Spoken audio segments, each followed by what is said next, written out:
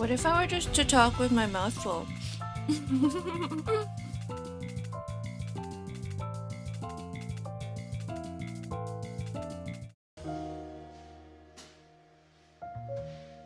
Wait, hold on.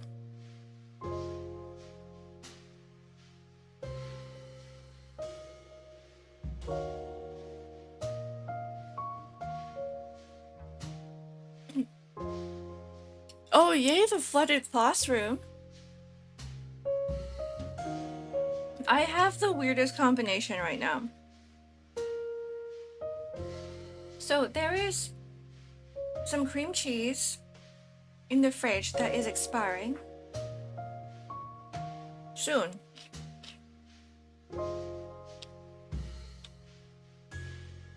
So I'm like, what do you have for cream cheese? A bagel. So that's what I'm having right now. But it's not just that. I was like, you know what's really good? Kimchi.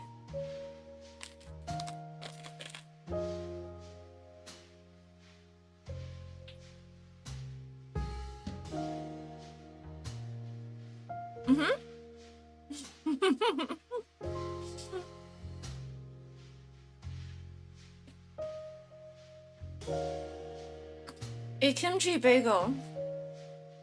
Don't say gross, it's actually pretty good. It is weird though. But it's not bad. My captions don't want to work today. You know what? That's fine. Why did you blend the kimchi, Ark? I just wanted to absorb it faster. I wanted to drink it like a juice. But I didn't want to be drunk like a juice. Drunk?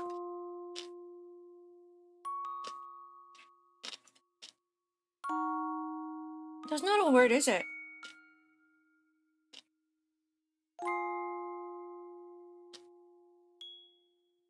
Kimchi bagel.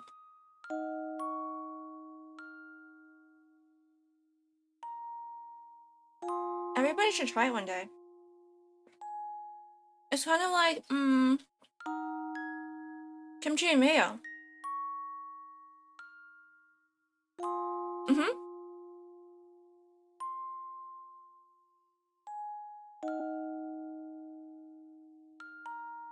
Okay, guys, I have two more bites left. We're almost done. Like creamy and tangy, just like kimchi and cheese. Yeah, that's exactly what it is. On a bagel.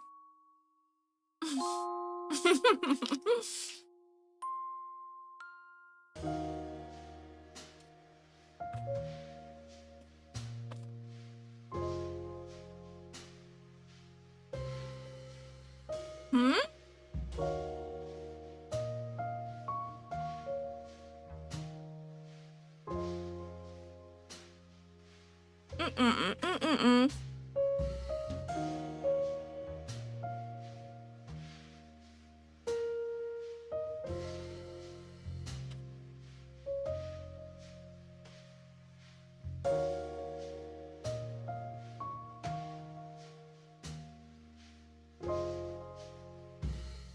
We were talking about kimchi bagels.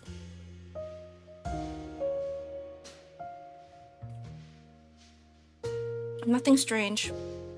Nothing weird. Alright, I'm done. Kind of.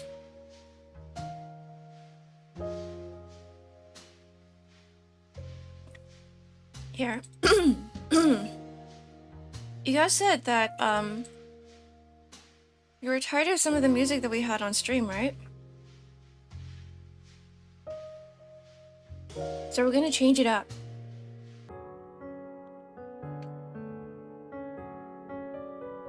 This is what we're gonna have now.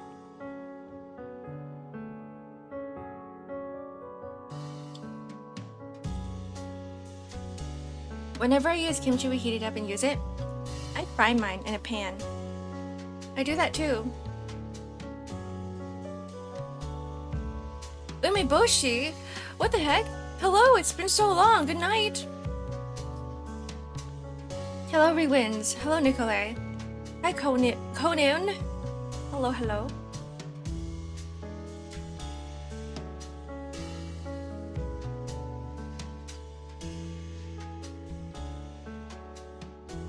Ah, there we go. Breakfast done.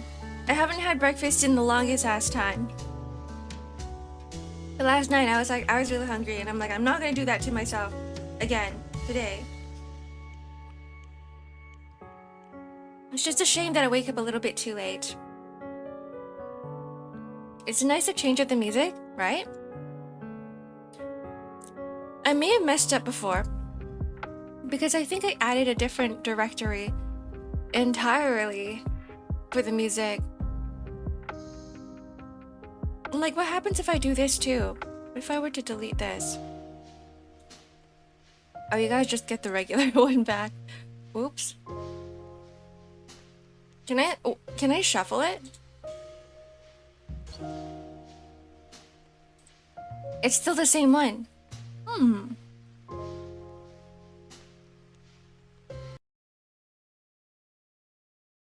Never mind. I tried playing around with the different files, but no. It's all the same. Everything's the same. Here. Have this back.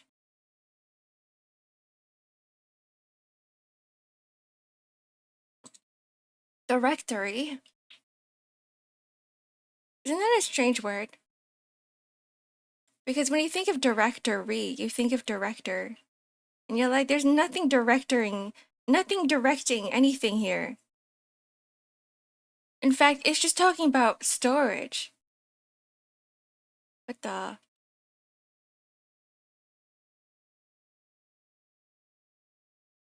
What the?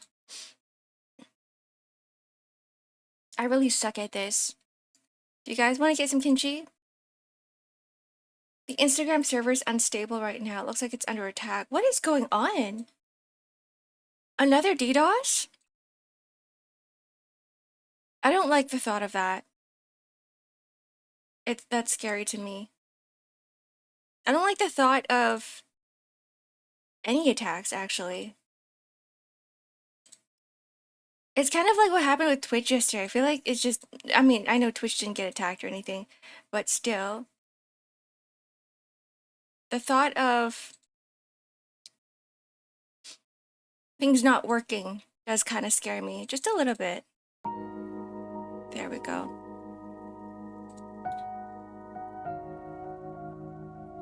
Is it the Amazon cloud thing?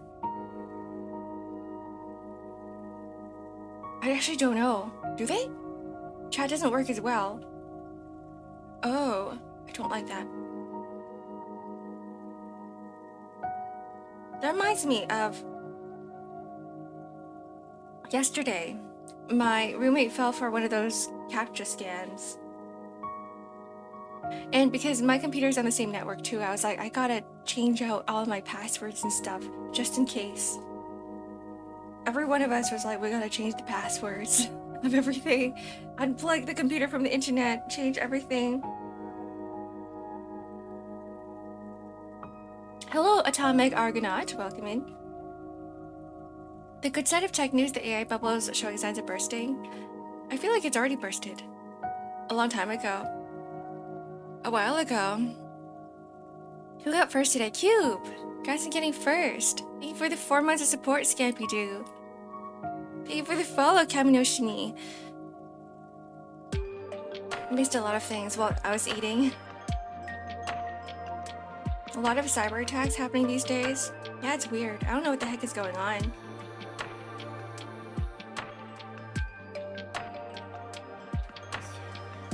Maybe it's because people are looking to make a quick buck. A lot of the, you know, it's like back then when everyone was like, oh, I want to get into computer science because that's what's going to get me a job. And now when you get into computer science, you don't get a job. Hi, Hale, welcome in. And maybe they're like, yeah, I still got to do something with my skills. What do I do? Let me just hack into like every single corporation ever.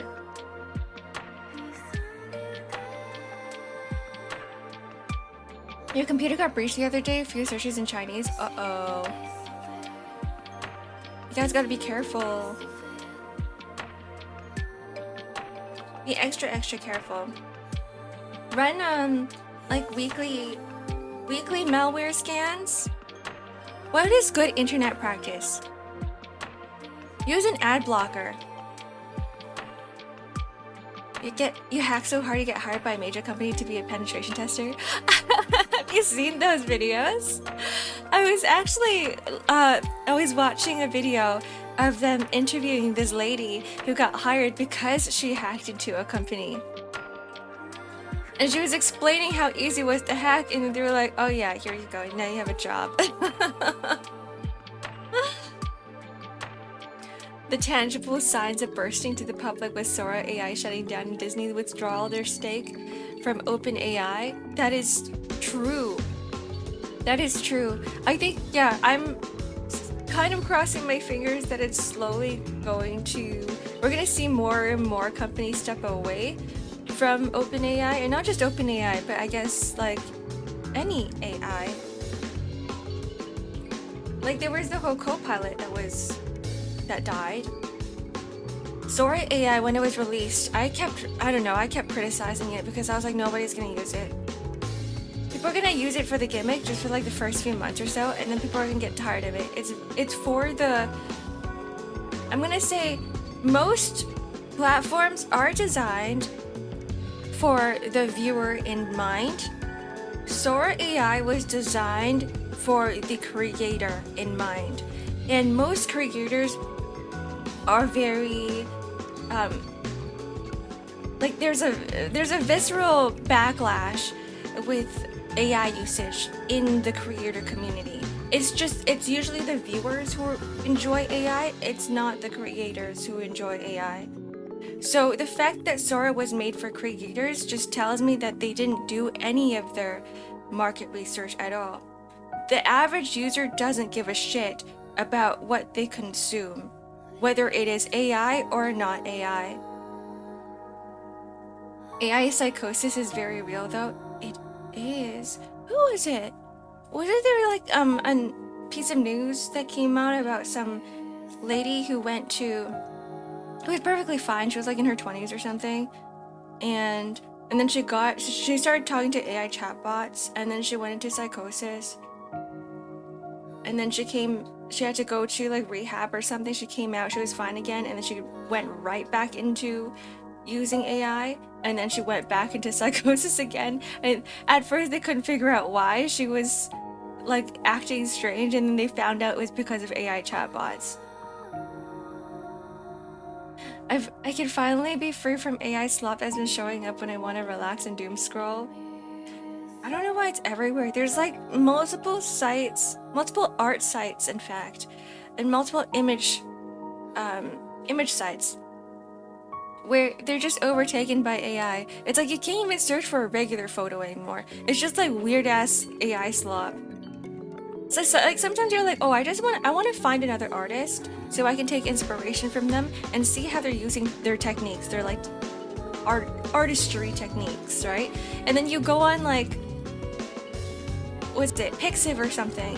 You go on the front page, every single piece is AI, and you're like, I'm not getting any inspiration from any of this. I'm not getting any skill inspiration from any of this. It's just all computer generated. And then so the average artist is like, where the heck do we even find artists these days? Like, there's no place that is safe from AI. There is no place.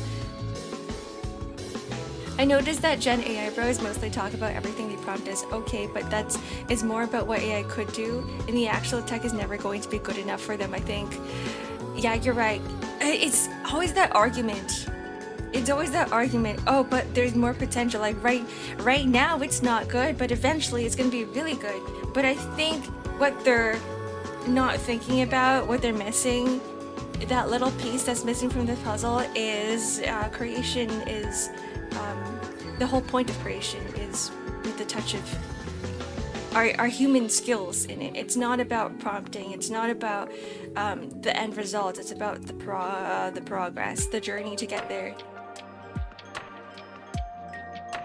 AI bios try to use the inspiration that humans do as justification, like the AI put in the same effort to learn. I know, it's weird. See, I'm not gonna lie when I say some of the end results do look pretty interesting and they are visually appealing and whatever, but like the process to get there it just doesn't justify the end result. I'm like, I don't care how good the end result is when it comes to artistry, when it comes to music, when it comes to arts, when it comes to creation in general, because that's what humanity is. We create in order to connect with other people so that we can share with them our journey to get there. That's the whole point of creation. It's not the end result, and people don't understand that. But at the same time, a lot of your average viewers don't care either. They don't care what the journey is to get there. They're like, a burger's a burger. I will eat my McDonald's slop. I will eat it because it's, at the end of the day, it's just a burger. I don't care what's in it. I don't care who made it. I don't care what ingredients are put in there. I just want food. So like, I do think that AI slop is never going to go away, but it's going to be marketed towards people who don't give a shit. Like people who are just into the fast food consumption, right, of art and music. But most people who do consume art and music aren't those fast food users. This McDonald's CEO meme, yeah, the one he wouldn't eat his burger on LinkedIn. Yes, yeah, that one. I think people do care about quality, but not enough to fight for it. Yeah, that's like, I think that's like what I mean by like a fast food consumer. The quality isn't really determined by, most of the time, for most people, quality is determined by how long an artist has spent to get there. I think that's why whenever someone looks at some sort of abstract art where it's just like a circle on a canvas, right? They go, yeah, that looks like shit, and I don't appreciate it because it looks like it was done in like, I don't know, 5 seconds. It looked like my 5-year-old toddler could have done that, could have made that art piece. And it probably did take the artist just 5 minutes. And I'm not gonna say, this is not me hating on abstract art, but I wanna say that there's some sort of like similarity in terms of that, where when we look at AI art, we can sort of equate it to like a drawing that was done in 5 minutes, and you're like, why am I even paying attention to this shit, right? Some of those people would prefer fast food, even have access to better stuff. Yeah, it's weird. I mean, I'm not gonna judge. I'm like, whatever. If you're not into it, you're not into it. If you want to cook your steak super well done, then cook your steak super well done. I won't judge if that's what you enjoy. But most people don't enjoy that. I know I don't enjoy that. Goth girl taking a bath. Yeah, you guys are in my bathroom right now. We are in the bath. We're in the bathtub. First thing I hear when I'm enjoying LinkedIn. Oh God. Do you all have LinkedIn accounts? You know, for the longest time, I never had, like, I didn't bother using a LinkedIn account at all. I didn't really see the need to. Because most of the jobs that I would get were just from actually going to the corporation, going to the headquarters and physically handing in my resume.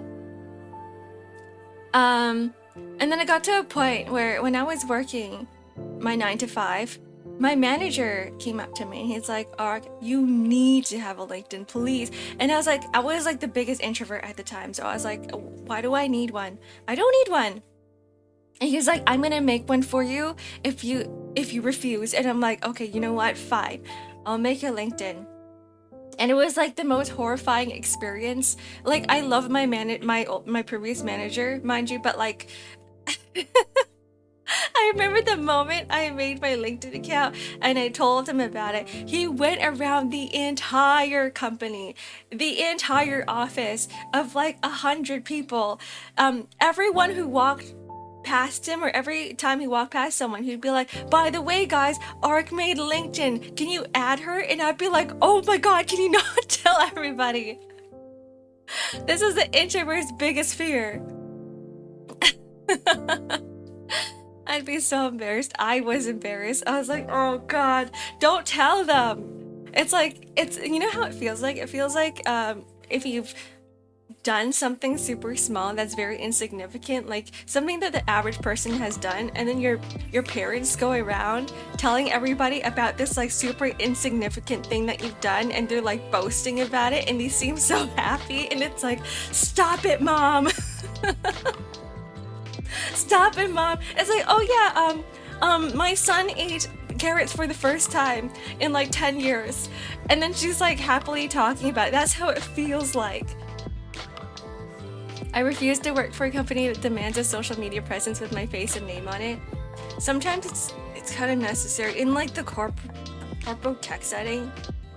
Most of the time, you need it, and if you want like a higher role, most of the time, you need it because you're going to be talking to clients. You're going to be connecting with clients. Those clients are going to be looking for you for information, and every time they need help, they're going to be messaging you. I made the biggest mistake of giving a client my personal phone number, because anytime they had trouble, they would call me my personal phone past my 9 to 5 hours. I would be eating dinner and I'd get a phone call, and it's like, oh shit, it's whoever from whatever company that's calling me right now. I'm like, I'm not picking up, but they would do that so often. Yeah, it's not good. Gotta set expectations. You really gotta set expectations early and be like, I'm not giving you this, and I will not answer my phone after this time. Sometimes you just gotta be lonely enough that an extrovert decides not allow that anymore. You just gotta be lonely long enough. I need to figure out how to do that.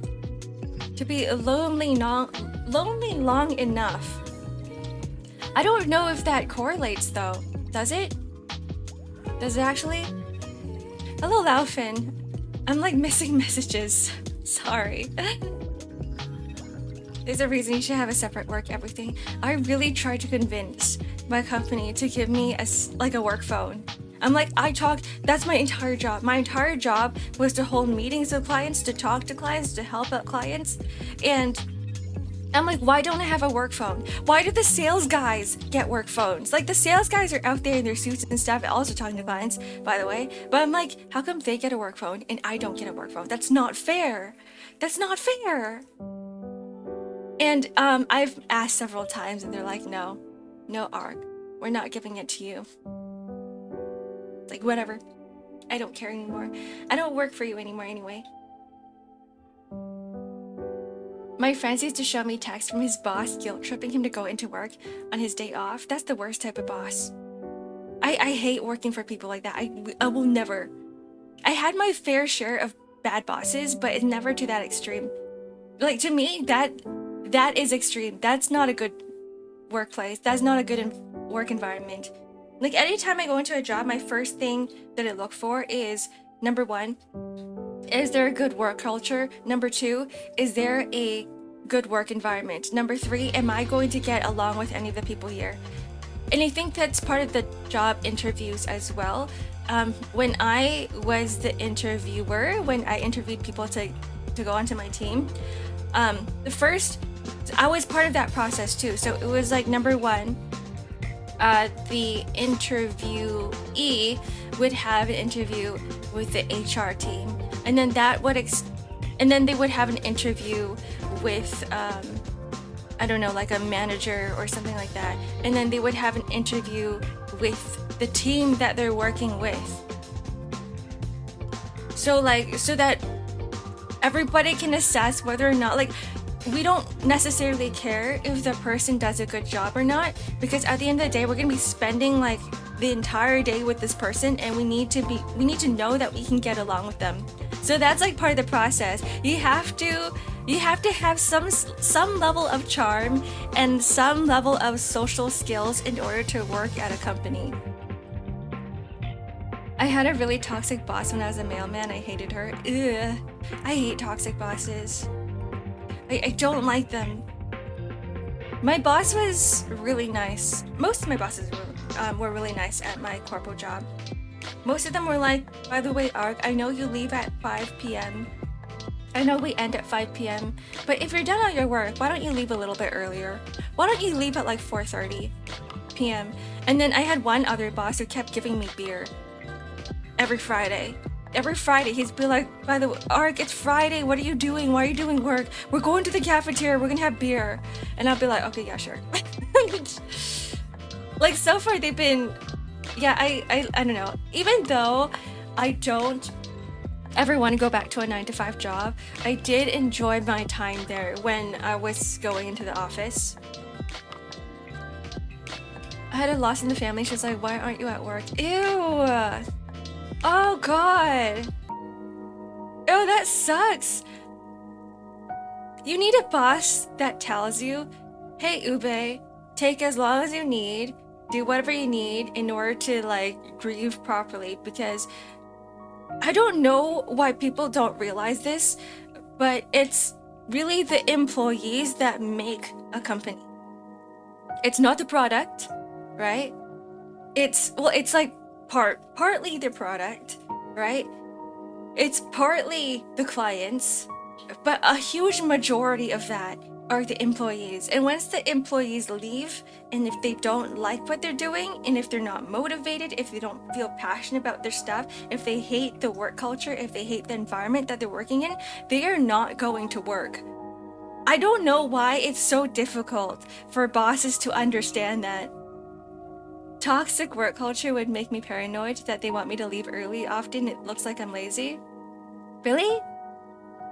Maybe it's a culture thing. Here in North America, nobody gives a shit. Nobody gives a shit, really. Like, even people I know, people close to me, I remember them on Friday, they'd be like, yeah, I'm going to the mall now. And I'm like, what are you talking about? And they're like, oh yeah, finished all my work, it's Friday. I have no other work to do, I'm just gonna go to the mall. I'm like, okay, sure. Like, it's so normal here.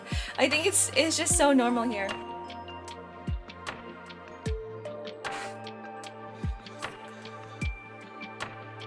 If your higher-ups have it out for you, see you as a threat to their position. I don't really think that there is a positional threat as long as the position isn't open. Does that make sense? Like, I could never take over my manager because his position is always closed. Like, if he is there as a manager, he'll be there as a manager. The company doesn't want to promote you into it. And it's usually, in order for you to move up the ladder and take over other people's position in a company, that person who's working needs to find a fill, because either one, they are leaving the company, or two, they're also moving up to another position. So that's what my manager did to me. He was like, by the way, Ark, I'm leaving. Do you want to fill my role? So that's the only time, like, that's how you move up the ladder. You don't actually, like, you know, physically, or you don't push them out of their roles or their positions at all. Yeah, it's never this person is too good, they might replace me. You might get employee of the year. I get employee of the year. Anyways, yeah, nobody really thinks that. You're giving the higher up IQ too much credit. I think from what I've seen, most higher up in leadership knows what they are doing.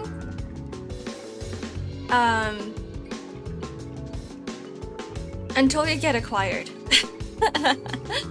Until you get acquired by a company, and that company then has no idea what the hierarchy is and no idea what the product's about, and then that's when you start looking for another place to work, because they don't care. Hi, Salathan. Have a good day, everyone. You too. What did you work as? When I first got to the company, I worked in support, as in tech support. And then afterwards, I moved up to team lead in a senior position.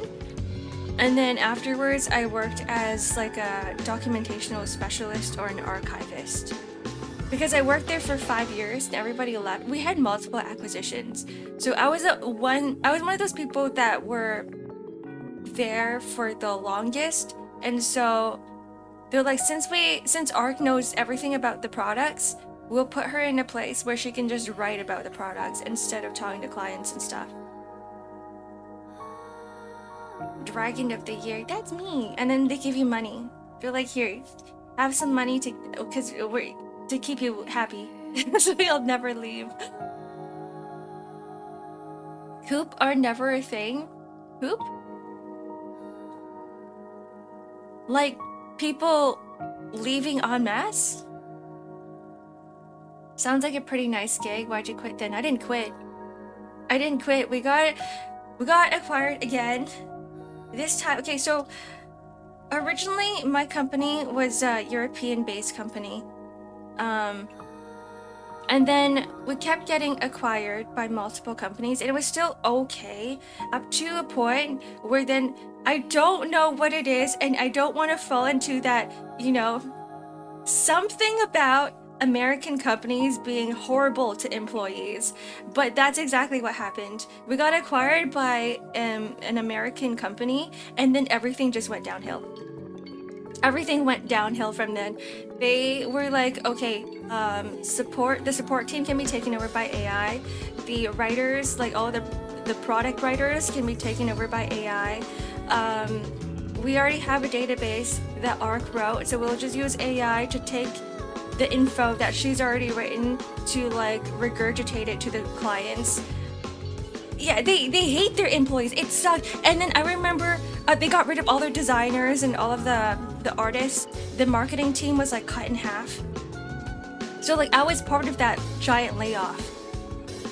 And I recall there was one employee case. Okay, I'm really close to my ex-colleagues. Okay, so we have a giant personal work chat on WhatsApp.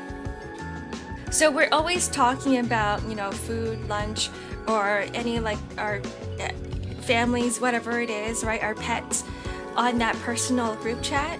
And so when everybody got laid off, there were still a few people in the group chat that was in the company, that was still working for the company. And we got to hear all of the drama that was happening from those people that were still working there. The worst story that I heard was that one guy was actually, he was in a leadership position. Everybody loved him. Like he knew exactly what he was doing, right? Like he never slacked off. He was like one of the best workers in the company, on the teams. And so he got so pissed off, he sent an email to our new boss, our new CEO. Sorry, glasses, hold on. Which one is it? This one? Two, we have two of them. Wait, hold on. I only need one pair. Bye.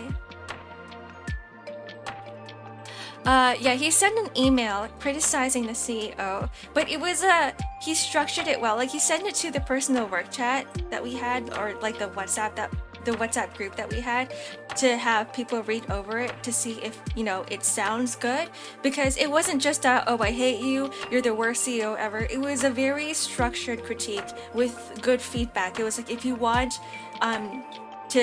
for the company to grow, this is what you should do. There's like tips and suggestions and whatever it was too, right? And he's like, I don't agree with whatever you're doing right now. And then we're like, everyone's like, yeah, this sounds good to me. It makes sense. It doesn't sound like he's just angry because he's just being mad in the email. There's actually a good structured response. And then he sends it to the CEO. The next day he gets fired. It was terrible. He gets fired the next day, and everyone's was like, oh well, we tried. You know what? We tried. And so everyone just left. Everyone left. They're like, yeah, I'm not working for this guy anymore. I don't care. One guy was so traumatized. One guy in the design team was so traumatized. He's like, I'm never touching design again, at least for another 2 years. I'm just gonna live out my life in, I think he lived in Denmark. He's like, I'm gonna live out my life in Denmark in the middle of grasslands with my wife, because she just gave birth to our child, so I'm gonna prioritize that. He's like, I don't give a shit. Good morning, Clock. Hello, welcome in. Hi, you.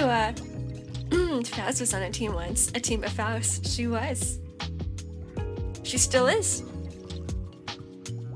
But I'm happy for him. I do feel bad for a lot of the other people, some of the older folk who had kids to take care of and they couldn't find a job, especially in these days, because they're all designers and writers. My entire department were designers and writers. And you hate AI, I'm guessing. I don't hate AI. I hate what people are doing with AI. There's a small difference there. I think I love the evolution of the technology. I love what it can do, but the way that we're using it is not the way that I wanted it to go when they first announced the evolution of this technology. So yeah, what was I talking about? Yeah, the people that, the designers, one of them was like, yeah, my kid's been asking me every single day when I'm gonna get a job, and I'm really trying, but I can't. I know it's been like a few months, but it's so difficult. And I'm like, I don't know what to say. I don't have a kid. I can't. I'm gonna try to put myself in your shoes, and it's like, I feel really, really bad. I feel really, really bad. But I'm like, I guess I'm kind of glad that I don't have a family to take care of. What tech? AI. The only decent use of AI is for medical research. Medical research, yeah, and for rescuing, I think it would be really great. Like, if you need to find someone in the rebels, if you need to find anything, I think find and search is probably one of the best use cases of AI. So like medical, yes, like if you're looking for something in a body, right? If you're looking for a person in the mountains, if you are, I don't know, you need to see how this cell evolves, and AI can simulate that for you in an environment. Like, you prompt the environment and you're like, I need this, you need to show me what this looks like in, like, I don't know, in 10 months. So like stuff like that, I think, is one of the best use cases. I didn't know you could use AI to search for people in Rebel. Yeah, not necessarily like cameras and stuff, but they have, what is it? They've been inventing these machines, right? They're like worms, essentially. They're like worms that determine where the best route to go is. So they would go into like these little crevices and they'd be like, all right, do I go through this route or do I go through that route? And then it starts thinking that, like, okay, they're making calculations and they're like, I think this route is the best route to go, and they just min-max it. It's kind of like slime mold, which, like, you know, people can't really do themselves. Sometimes people will die in some certain situations. Yo, gamer, that's me! It can be used to identify cancer, predict how proteins fold. Yeah. So, like, I guess any sort of prediction, any sort of cookie. Whoa, have a good lurk. Welcome in. I'm a gamer? No, actually, I'm not a gamer. I do game, but I can't consider myself a gamer. I'm really bad at games. I'm like a non-gamer who plays games. I personally specialize in confined space rescue, so I wonder how that would assist us in our line of work. I think, you know, like infrared light, all of the other rays that can see through shit. So put that into a machine and have that machine predict. As long as you play and you like games, you're a gamer to me. Aw. Guys, I'm a gamer now. I love that.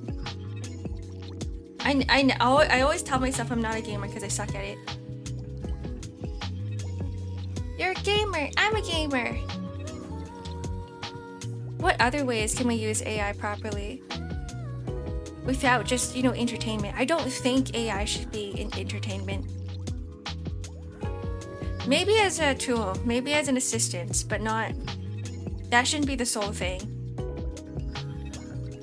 Very case by case, the more I think of it with the topic of AI.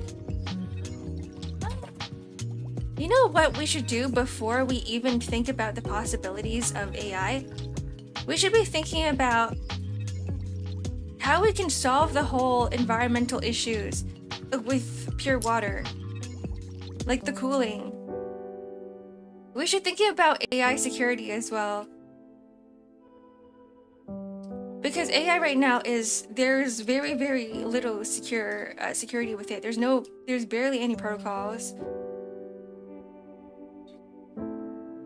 And plus, we're using up more water on this earth, pure water on this earth, than what we produce. So eventually we're gonna run out of pure water if we keep funneling all this water into the AI data centers. And now we have a RAM shortage as well because they keep trying to make more data centers.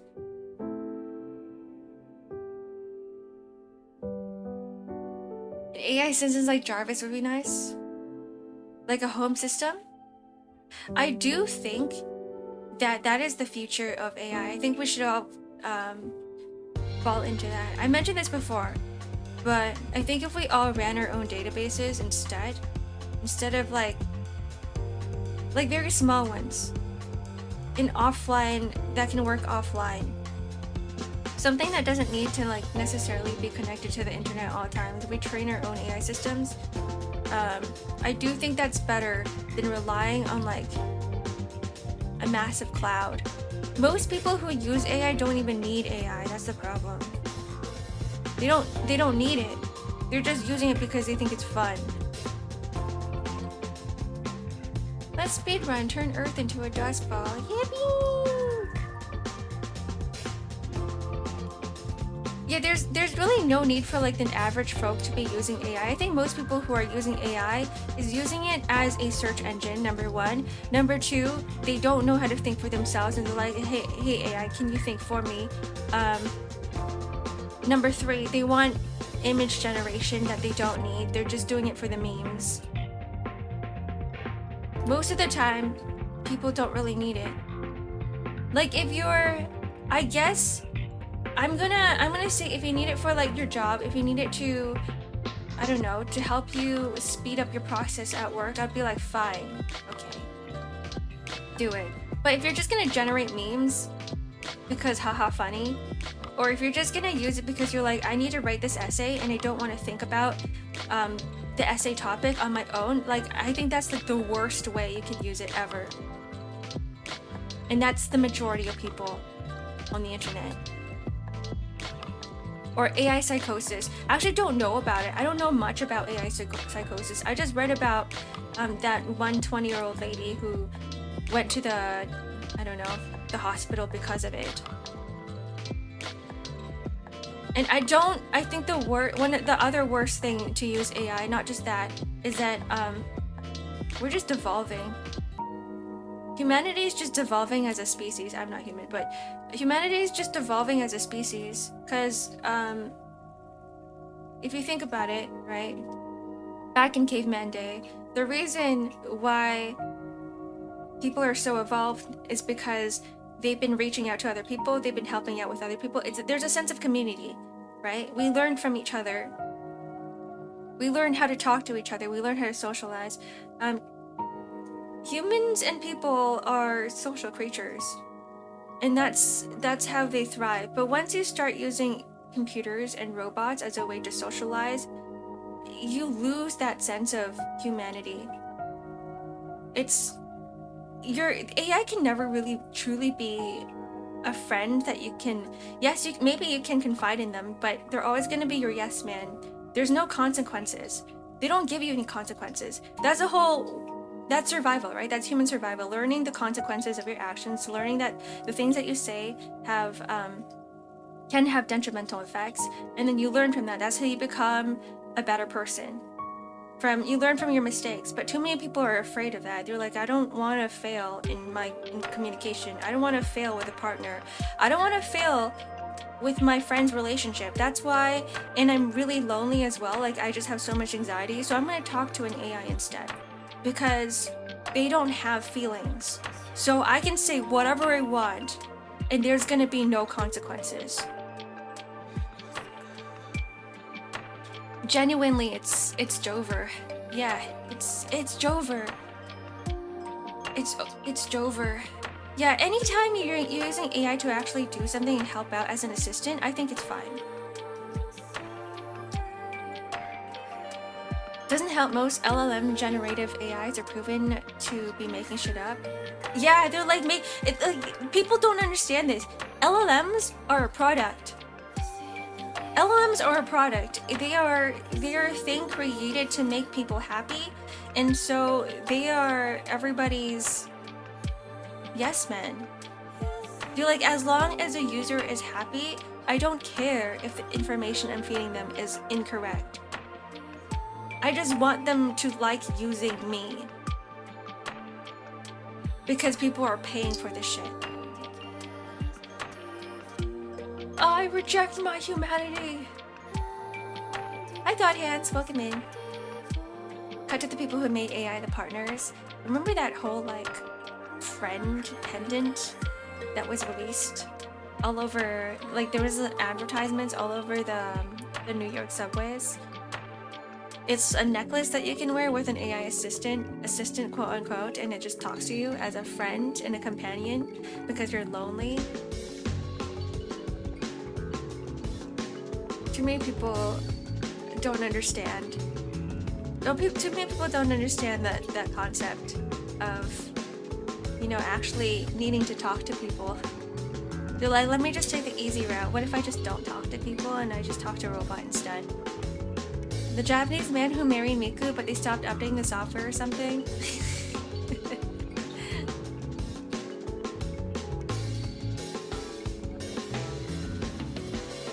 You know, back then I was like, oh, that's a really interesting concept. I never really thought too much into that. If it's just one or two people doing it, I'd be like, whatever. But now everyone's doing it, and now I'm actually starting to become somewhat concerned for the younger people.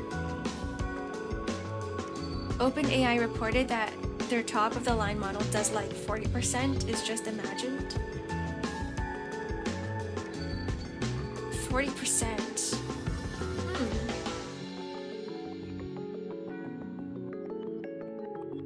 It's like when I'm talking to younger people these days, they're like, they don't respond to me. I remember talking to my younger cousins and I'm trying to make a conversation and they just respond with, yeah, yeah. And then, I'm like, oh yeah, what, this is like really small. This is easy small talk, by the way. I'm an introvert, by the way, okay? I'm just gonna put that out there. As an introvert, I hate talking. But I'm like, I'm gonna make an effort to talk to people anyway, because I am put in a social situation. And right now, I am outside. There are people around me, so I will take advantage of that. I'm going to actually try to socialize, okay? So there I am at a restaurant or something. I'm talking to like my baby cousins, right? And I'm like asking them questions. I'm trying to get them to like talk to me and we're like have some meaningful discussions. And all they say is like, yeah, I'm going to this school, yeah. And I'm like, is that it? Like nothing else? You're not gonna elaborate? You're not gonna tell me more? So like everything just feels like some sort of interrogation. I thought it had social skills, but yeah, it's key humanity to at least give pleasantries. Imagine an entire, like, later, I don't know, in like 20 years where people just don't know how to speak anymore. My grandma's so boring to talk to and only whining about news and about chores. And only complaints. They need hobbies. I think old people are a little bit different. I don't think they understand the concept of hobbies. They don't have, okay, old people, they grew up in an age where there wasn't a lot to do. They grew at a time where there was nothing to do, right? And I mean, maybe back then there was like some things, like they could, I don't know, hang out with their friends, or they could go to the mall, or they could go out and talk to people, and they can gossip, right? But with the internet, we actually have so much more interest that we can take part in. So it's not just like real life stuff like sports or whatnot, but there are games, there's movies, there's media consumption, there's art, there's digital art, there's so many different forms of art, there's so many different forms of media that we can all talk about. And a grandma doesn't understand those concepts. Your grandma probably doesn't know what the hell anime is. So because she's old now, and because there's not much they know about media and entertainment, that the only thing they're focused on are the things that they see in their everyday life, which is probably just the news. And the news, most of the time, it is bad news. It's not good news. Nobody talks about good news because for them it's boring. They're like, I need to feel elevated emotions. I need to... Hi Lorian, welcome in. I need to feel something. Because if I don't feel anything, then it's boring. So like people latch on to bad news, and then when they see bad news, that's all they talk about. And it does rub off on people negatively in a bad way. So you have... That's why I'm saying, like, you know, I mentioned this story before, but like, not really a story, but like just a witnesses, things that I've noticed is that, you know, the Karens at the stores, the Karens who are so adamant about their coupons not working, or they're adamant about their order not being right, it's because they have nothing better to think about. They have nothing else to prioritize in their life. And that coupon or that order that they have is the only thing that keeps them grounded, because they don't think about anything else. They're like, yeah, there's nothing else in my life that I actually prioritize, that I enjoy. And so they're like, I'm gonna prioritize on this one thing because it's so important to me. This order right now is so important to me. I don't have a job. I don't have kids anymore to take care of. Nobody else cares about me. So, but this food here, this meal here is what matters. If they are Japanese and they might know anime, that's true. If they are Japanese, they might know anime. Most Japanese people don't really watch anime. They'll know anime, but they probably don't watch it. The amount of times I had to gently guide my grandparents to the fact that we've proven so much of what they were taught in school is false. Yeah, we keep discovering new stuff. Me too, though.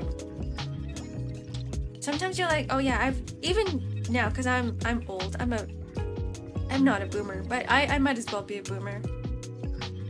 There's some things like math, for instance.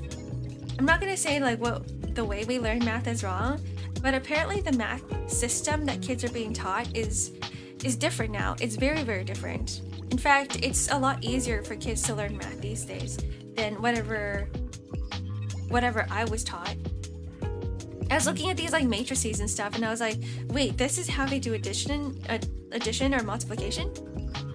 The way I had to do it was like you had to go through these lengthy processes in order to get the number that you need, like the end results. But for them, it's really easy. AI do math for me. No! I think for kids, for people to learn math in school, it's not really for them to learn math. Like, yes, basic math is all we need when we're adults, but that's not the point of learning math. I think the point of learning math is for them to use their brains. Like, think about how to problem solve. That's the thing that they're teaching. How do you problem solve? It's not how do you do multiplication, how to memorize the multiplication table. It's how do you solve this problem. Wait until you see Asian math now versus back in the day. Back in the day, Asian math is so much easier, isn't it? You're right. Just use an abacus. I think everybody should learn abacus. Leaving school, the world has done nothing but give me calculators. Yeah, we don't need to do any sort of like Pythagorean theorem or whatever it's called. We don't need to calculate the right angles of anything. We don't have to learn matrices. We don't have to do any like complex algebraic formulas in regular everyday life. It's just a matter of teaching kids how to problem solve, to use the brains. Tap into that part of the brain that needs to problem solve. That's all it is. Second school, now teaching math that I learned in secondary school, teaching math that I learned in college. It's really interesting. Where did you live, bruh? I lived all over the world. No, not all over the world. I lived in 2 places most of my life. I lived in North America and I lived in Asia. I think most curriculums are the same. Every curriculum that I've taken like 3 different types of education curriculums, and they're pretty much all the same. Oh, not me. Oh, you're talking about God hands. Secondary school. Secondary school teaching math that you learn in college. That's it. The thing is, I've never learned math in college, so I don't even have a comparison. Part of learning things like math, piano, is to shape the brain in a more favorable way. At least that's what I understand. Yeah, it took me a while to understand that too.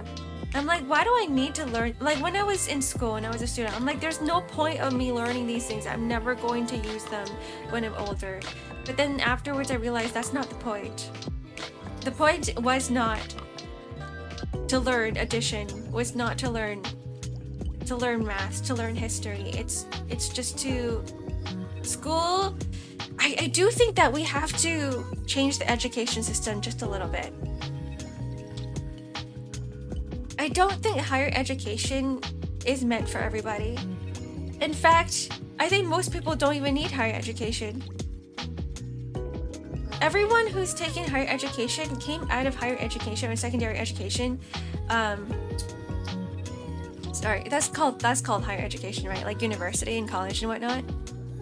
Higher education never got a job that had anything to do with their degree. Or their bachelor's degree, whatever.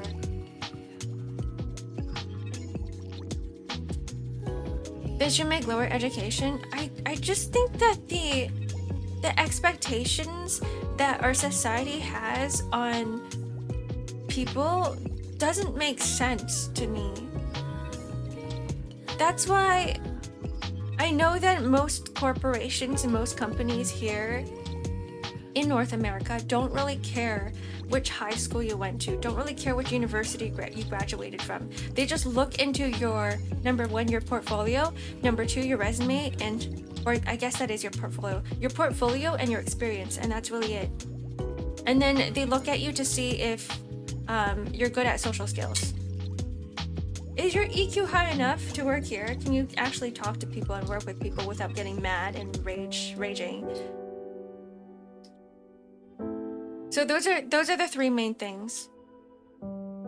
So education really doesn't matter because at the end of the day, the job that you do, they're just going to end up training you anyway. They're going to be like, how fast do you learn? That's part of the interview process. How fast do you learn? And most of the time they like to hire younger people because they're easier to train and easier to mold into the perfect employee that they can control and manipulate. Higher education does make people more aware of the world. Like they think for themselves. Yeah, depends on what it is. Depends on what degree it is, because I do think that higher education, some of the stuff taught in higher education should just be taught in regular schools.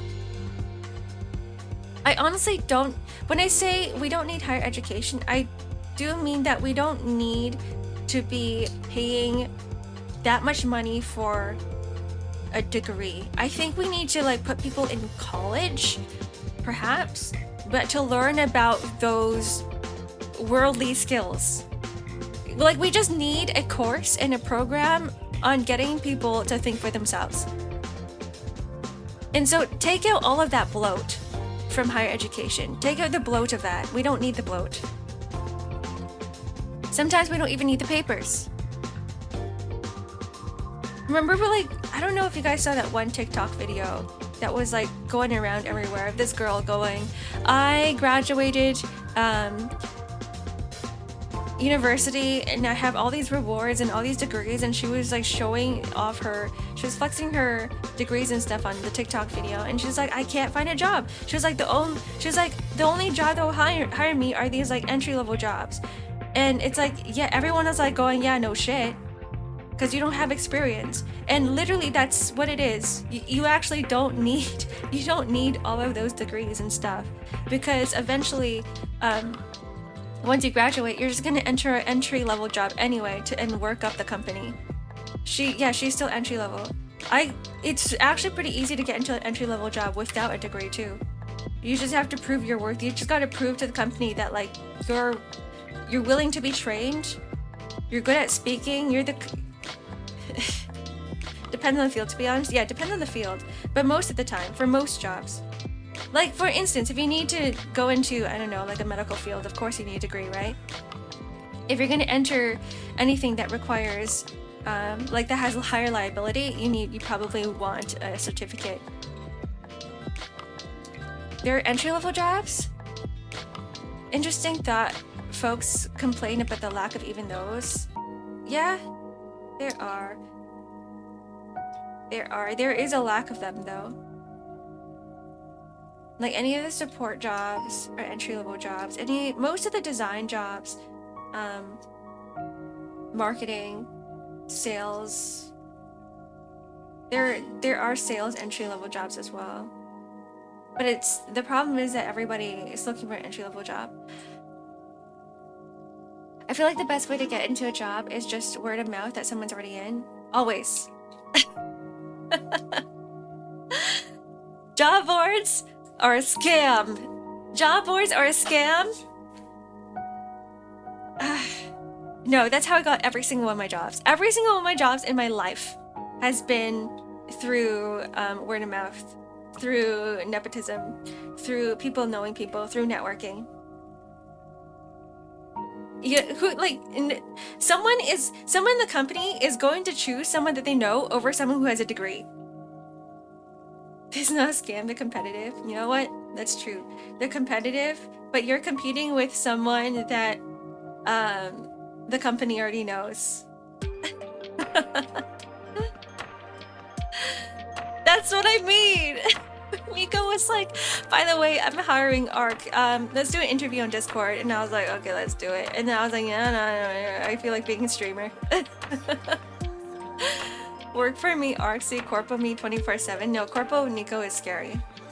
I actually went in an interview with Nico. He's scary as hell. I don't want it.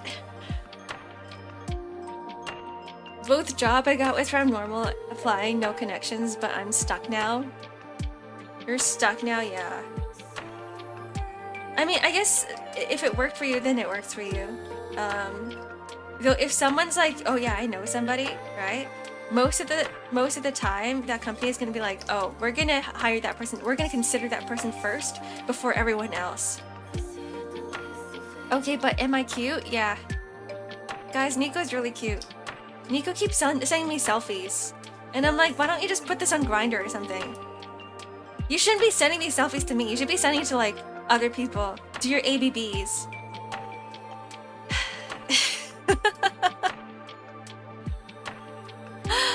Sorry, not Grindr, Tinder. Whatever you use.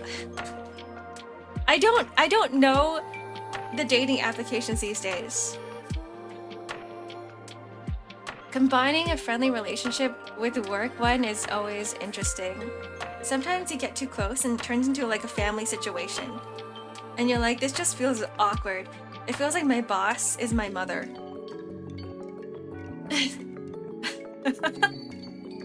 Bro, you're gay as fuck.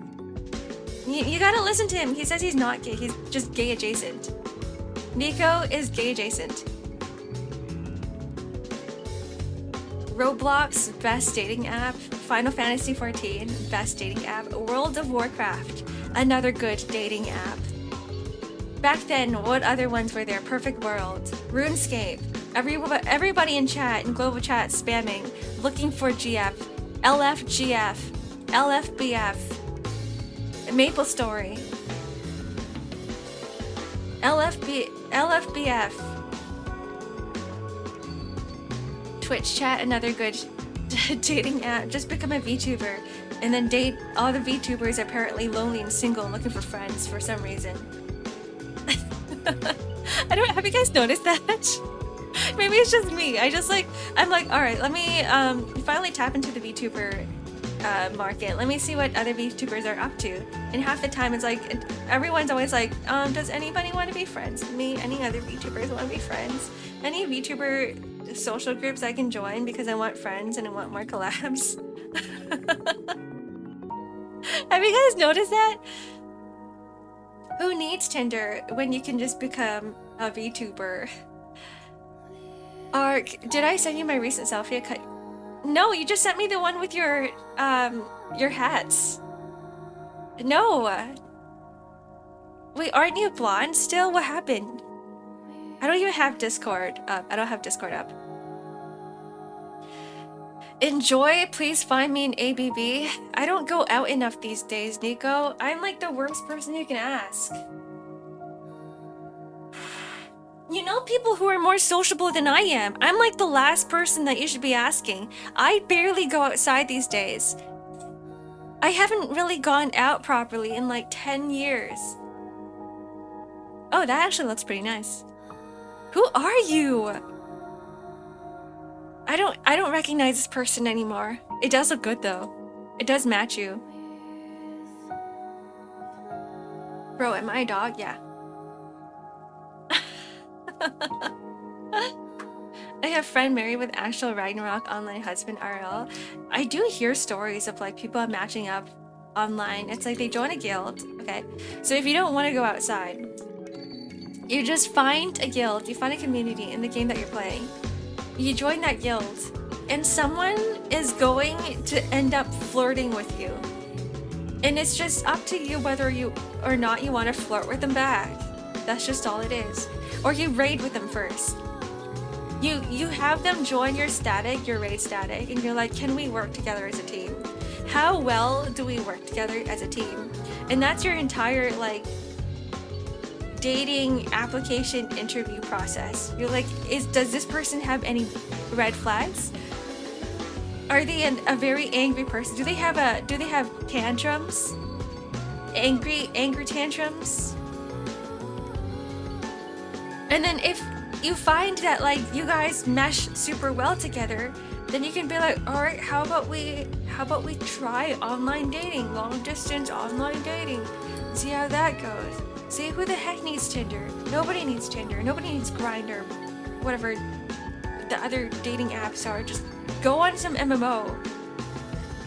Just go on some MMO and like start raiding and playing games with other people with the same interests as you. That'll never happen to me. No.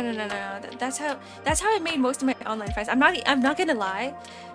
Most of my online friends I've met are through MMOs. I don't date on MMOs, but like that's how you find people that you enjoy talking to. That's how you find people that you hang out with. Anybody who's lonely, just go play MMO, an MMO RPG. Sorry, I'm like super congested.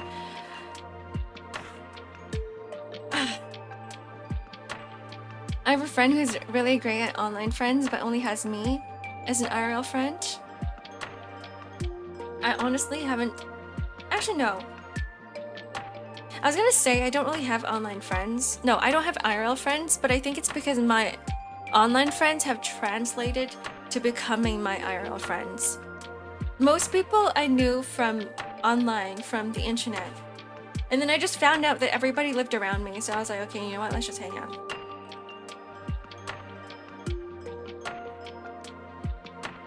I'm shy even on the internet. I think that's probably the first thing that you got to figure out. You gotta be like, how do I become more confident online? The biggest filter to actually talking to someone is probably your own brainworms. Just be like, screw my brainworms. They only exist in my head anyway. You know what I do? Sometimes I want to get rid of those walls and filters. I'm like, how would I just drink some alcohol? Okay, no, don't do that. I'm a bad influence. Brainworms, what are those? We're drinking? No. But that was what I did when I was talking to clients. I was like, I don't want to deal with this guy. I'm like, I don't want to deal with this person yelling at me. So I'm like, let me just chug a glass of red wine and then I'll sit in this meeting.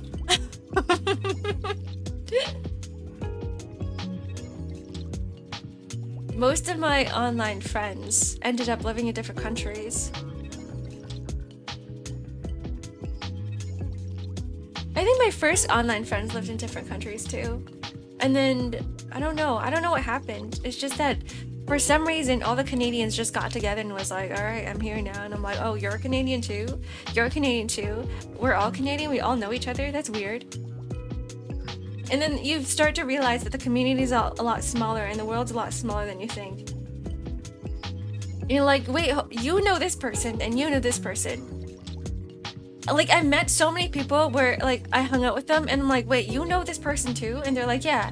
And then it just somehow happens that everybody knows each other. It's weird.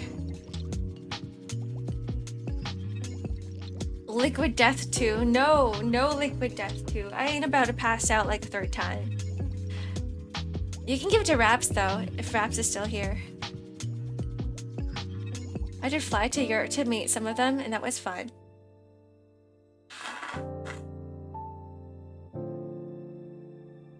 I don't keep in contact with any of my my RL friends, no, my friends from other countries anymore. It's really hard.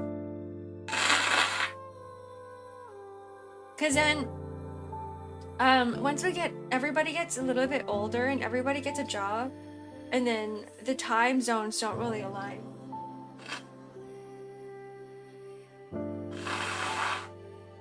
Excuse me. Yeah, I'm not even gonna bother muting myself anymore. I'm just congested every single stream.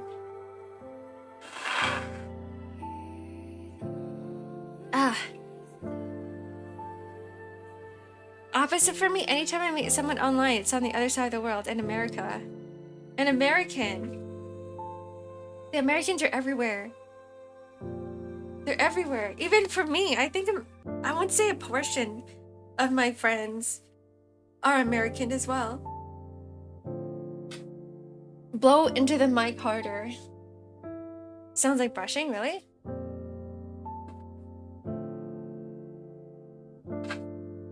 I'm pretty far away from the mic. I don't need you guys to hear elephants on the mic. Job, the enemy of friendship. No, actually, I had a very close friend from like a decade ago that I met online. And when I first started streaming, I was kind of surprised seeing him in chat. But the thing is, he was from all the way in Australia.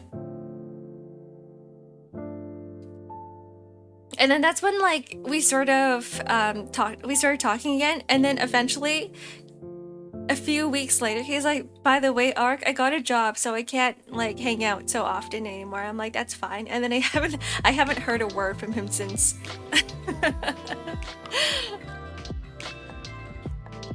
That was paper tearing? Does it sound like it? I'm glad it doesn't sound like an elephant. Can you buy a drill and do ASMR? I need pans and pots and to start banging on them during this stream. That's all you guys are gonna hear. Banging drums. I think the music's a little bit loud. Hold on. There we go. Lowered it just a little bit. Just a little bit. Yeah, I gotta stay up really late to be able to hang out on the other side of the world. I think if you're in school, it's like, okay. Like, if you're in school, you're taking classes, you can still schedule some late nights. It's fine. Once you're working, it's like you're stuck 9 to 5. That's it. There's no time to talk to someone from Australia anymore.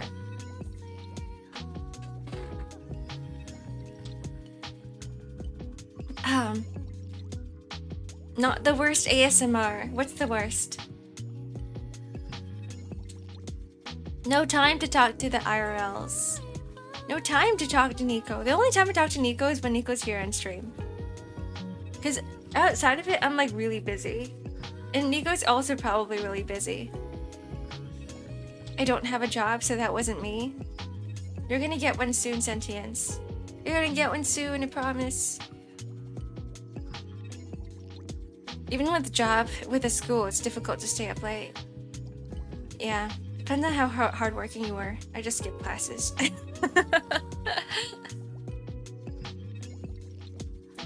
You're good with most ASMRs. I need to know what a bad ASMR is. Is it one where it's too loud and too grating on the ears? I'm gonna head out. I hope stream goes well. Bye, Nico. Yeah, no mods now. No, Clock is still here. Zon might be here. I don't know. Not seeing the list of names. I don't look at them. Don't encourage them. I will. No, actually, I don't want to. Don't skip class, guys. Why am I so funny?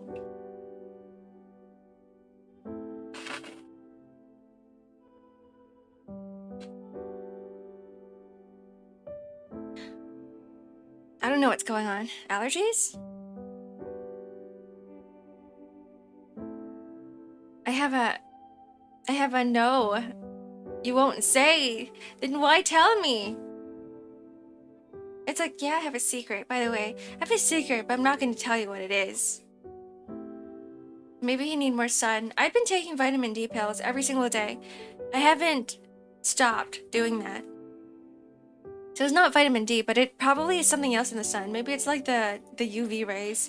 I just gotta burn my skin a little bit. I gotta expose myself to the cancer rays.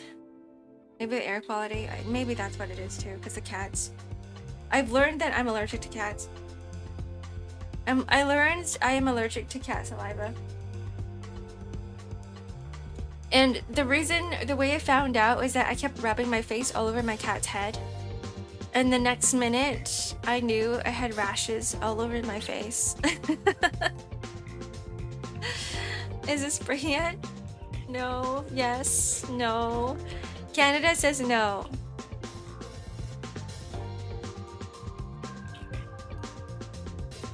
Rank 1 Chud Maxer. Wow, what a great name. Welcome in.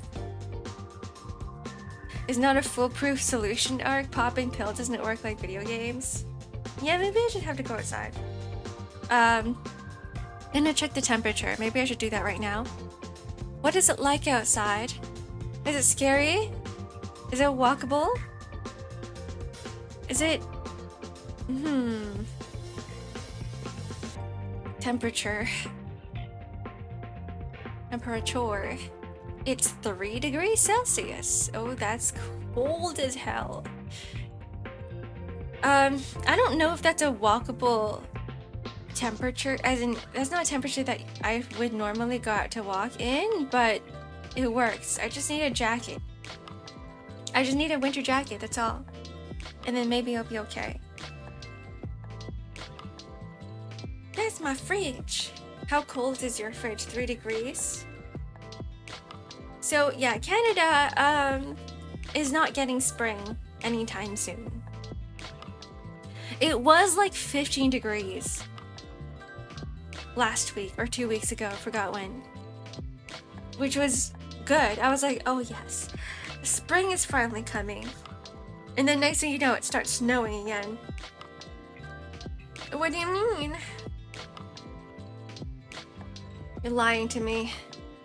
It's never spring here. It's spring in June. Spring with snow. A cold spring. It hit 15 and then it started snowing. I know. I don't know what the heck's going on.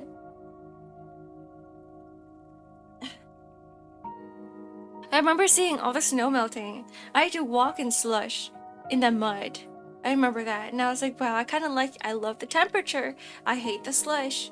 And I was like, you know, spring is coming now, and then the climate was like, haha, joke's on you, Ark. No, they were playing a prank on everybody. It wasn't just me. Everybody living around me in this vicinity, they're like, yeah, joke's on you. It's still winter. June is the start of Cataclysm? What? Cataclysm, that's too much. I don't know if my body can handle it. I can't function if it's lower than 16 degrees. For me, it's like, I think 10 degrees. 10 to 25 degrees is probably a good temperature for me. It's fall here. The other hemisphere is always forgotten about. That's true. That is true. Your seasons are completely different on the other side. It's probably because most people are living in the northern hemisphere. I wonder what Australia is feeling right now. Is it autumn? You know what you guys need? You guys need snow in the summer. It's always so damn hot. What is hot to you guys? 40 degrees Celsius? 30 degrees Celsius? Markiplied? Oh, like Markiplier, but like you Markiplied yourself. Hello, sup? Welcome in. We're just chilling here, we're just chatting. Local goth girl drowns in the water, suffocates and dies. 38 to 39 degrees is hot.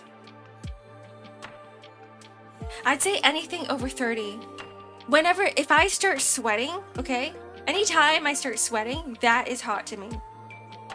A normal temperature is when my body is like in the best state. So I'm not sweating because I'm not hot, and I'm not shivering because I'm not cold. I'm like in that nice in between.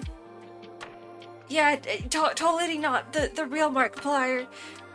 Now I'm suspicious. Now I'm like looking at you, like squinting. Are you sure? Goth Ark, yeah, that's me.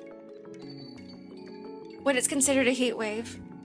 When you have no big variation of temperature between day and night. I remember going to Europe. I was staying in Liverpool, and there was a warning of a heat wave, but it was 25 degrees. And I'm like, 25 degrees heat wave? That's crazy. That's not a heat wave, that's just regular temperature. Then I realized that they weren't used to 25 degrees at all, and the hotel that we were staying in didn't have AC. There was no air conditioning, and it was so humid inside. It was so humid and hot that it felt like it was over 30 degrees. His videos are pretty good though, and he's super good looking, and he made a movie that everybody should watch, Iron Lung. Summer 2 years ago hit a record of 42 Celsius in my area, and it was hell. Oh, I don't like that. I don't like that. I thought I could handle it because I'm cold-blooded. Okay, I consider myself cold-blooded just because I'm just... Maybe it's like a lack of iron in my blood. Maybe it's a lack of me eating like meats or whatever. I get cold very, very easily. And so sometimes in buildings when the AC is like blasting way too much, I'm like, I have to step out in the sun. I have to stay out there, and I have to lay down on the ground and absorb the heat before I can go back in. And so I'm pretty much cold-blooded. But when it comes to like 42 degrees, that is melting temperature. That is when my skin starts frying off my muscles. It's like, yeah, we don't want to be here anymore. We're just gonna wither away. You're gonna turn to a raisin. Didn't Markiplier had an affair with the Iron Lung director wife though?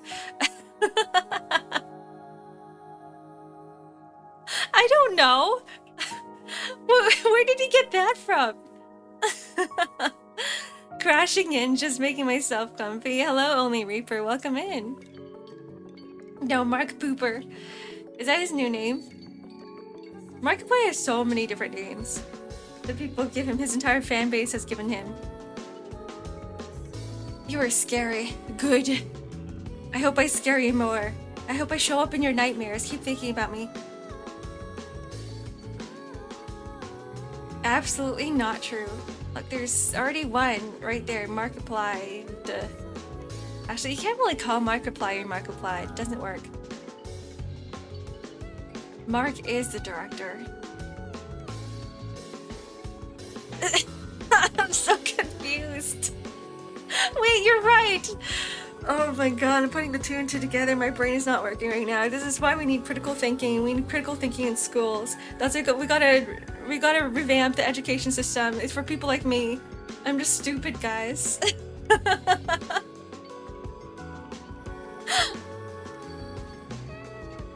We had guard duty in the small booth in the game. That sort of weather. No AC, only a fan plus thick uniform. Are you okay? I don't think human bodies are meant to be in the temperatures that we live in. Like, think about Canada, for instance. Okay, Canada. I'm glad that our brains have evolved the way that it did, because if we were stupid forever, I think we would just die out. I think if we didn't understand the concept of clothing and making clothing, I think we would be dead by now. There is no way someone can just stand out there in like negative 40 degrees temperature, right, in Canada, and not freeze to death in a single second. No, yeah, hello, welcome in. Welcome in. Stay in the screen. No, you are in my nightmare. So you guys are dreaming about me already? That's crazy.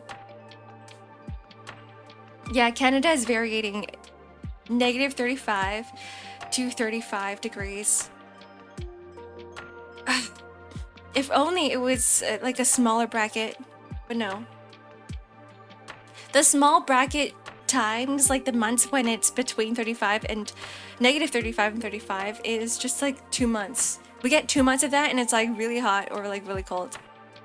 You always dream of me. I'm always there. Hi, Gordax. Welcome in. What are your dreams about? I'm pretty sure you guys aren't dreaming about me. Like, I'm pretty sure. Like, do you guys ever get dreams of like going back to school? Because I used to get dreams like that pretty often. Dreams of going back to school, dreams of waking up and using the bathroom and going to pee and then going back to bed. But then I'd wake up again and I'm like, my bladder is still full. I'm going to get going. By the way, I am the real Markiplier. I'll see you in my next vid. Okay, bye. Enjoy your day. We'll never know if that's the real Markiplier or not. You adapt my words to your own wish? You're just... This is what we call selective hearing.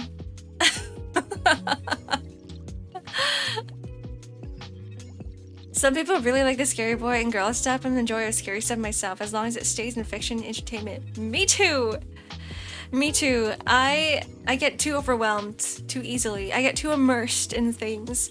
And then I start self-inserting and I'm like, this is too much. I can't do this anymore. I start getting stressed and I'm like, I was here for escapism, but now this feels like real life. Now I feel like death and dying. I actually don't dream. You don't dream because you don't remember your dreams. It's not the fact that you don't dream. Everybody dreams. Once you get into REM sleep, you dream. And then if you don't wake up in the middle of REM dream, you don't remember it. If you wake up in the, REM sleep. If you wake up in the middle of REM sleep, you remember your dreams. What if I never REM sleep? You do. Everybody does. Everybody does. Your body needs REM sleep in order to, replenish your organs? I'm probably not wording that correctly.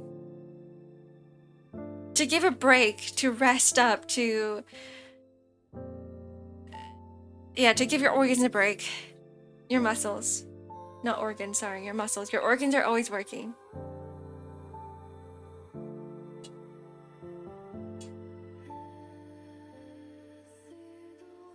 To regenerate. Yes, to regenerate. I think that's a better word. To regenerate. To regenerate the cells that we destroyed during the day. Resting cleans your CSF in your brain, the cerebral spinal fluid. That's the stuff that gets created whenever we make decisions, right? I think that's what it is. I've always wondered what it was called, because I kind of forgot what it was called. Whenever we make decisions, whenever we use up part of our body, we do create some sort of waste fluid that does get stored in our brains. Was it SCF? Is that what it was? Sleep can prevent dementia. It can. It can prevent dementia. It can prevent a lot of things, actually. Not just dementia. Prevent a lot of illnesses. Prevent your immune system from breaking down. Prevent your body from getting stressed. Like you plug in your phone, you gotta plug yourself into... Wait, what? Like we treat ourselves like a device. Is that what you're talking about? Like you need recharge? Gotta recharge your energy? Drinking water too. Everybody hydrate right now. Everybody move your bodies, get up, do a single stretch. Touch your toes. Touch your toes and drink water.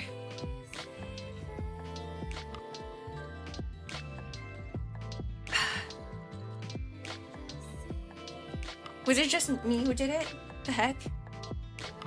I feel so alone in this world. For a long time, I remember sleeping. It's just blank for a long time and then waking up and it was hell. Because I didn't feel like I slept at all. You know what you should get? You should, because right now, those smartwatches, they used to be really expensive. But these days they have very cheap options, like $50 health monitors. I'm not going to call them smartwatches. They're anything but watches these days because they have so many functions, but most people use them as a way to monitor their health and their sleep. Like a sleep monitor, essentially. So you put that shit on, you put that on your wrist, and then it like checks to see like when you've slept, what time your body decided it was going to sleep, and then when you wake up, and when your REM sleep starts, and when it stops. You got more viewers here. I do. Most of the time, yeah. I think most people prefer Twitch for some reason. It's different for from streamer to streamer. I'll get up and pee and then sleep, and it's like 12:46 and you got early work tomorrow. Are you gonna sleep right now? Go to bed. Cyberpunk character had a cyber brain where they have digital dreams.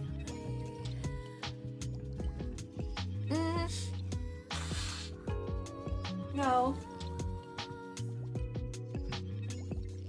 Actually, I don't know. Maybe. Do they even need sleep? If you have a cyber brain, you don't need sleep. You run on energy and electricity, and if you want to take a rest, you just unplug yourself. So, no, I don't. Unless you actually create the instance where you want to dream, then yes, they can. Right? Hi, dream is found. Ophelia. Ophelia it is. Hello, welcome in. I had a cheap band that people say quite okay, but my resting heart rate is pretty high. It wasn't registered as rest. Huh. I wonder if there's a way to monitor its normal setting. To have a default setting. What's the story, Morning Glory? It is the story of... We're talking about heart monitors and smartwatches. And I feel like everybody should probably at least try one to see if they are getting enough rest.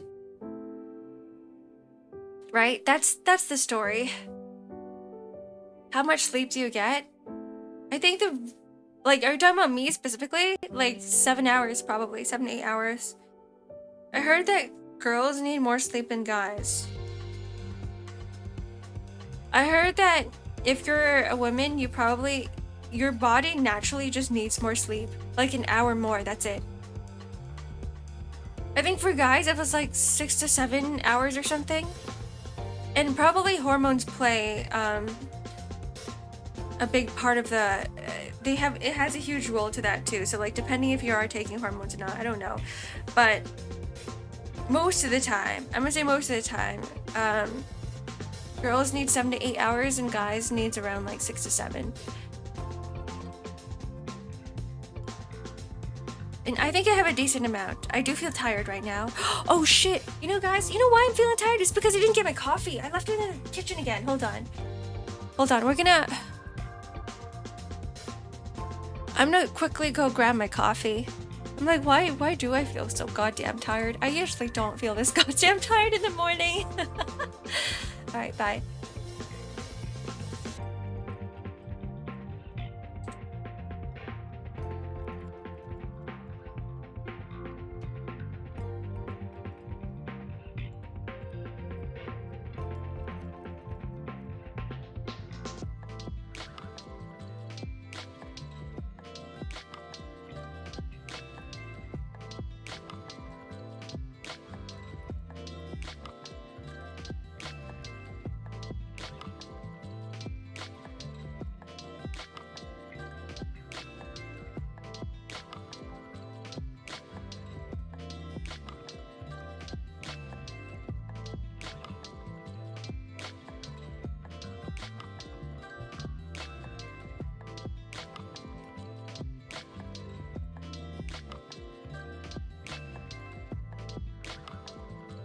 Okay, I am back. Did you guys enjoy the rain at night? It's like, you know when you walk outside at 3 a.m. in the morning and it's raining like hell and you can't see anything, it's just pure darkness. All you see is rain. That's essentially what it was.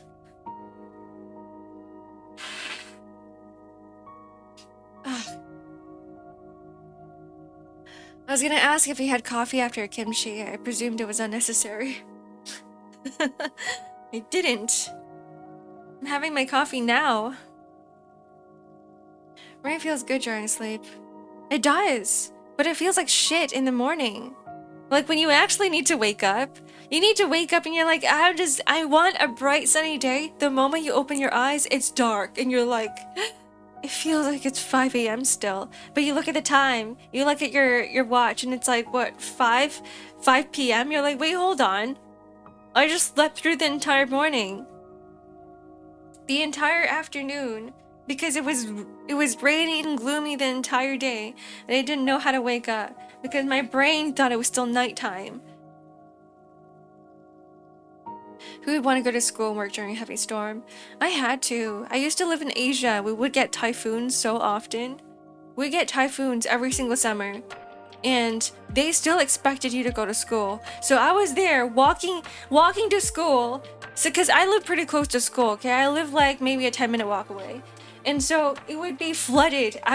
There was water up to my knees and I'm still like treading to school. And I'm like, why am I doing this? Why am I here?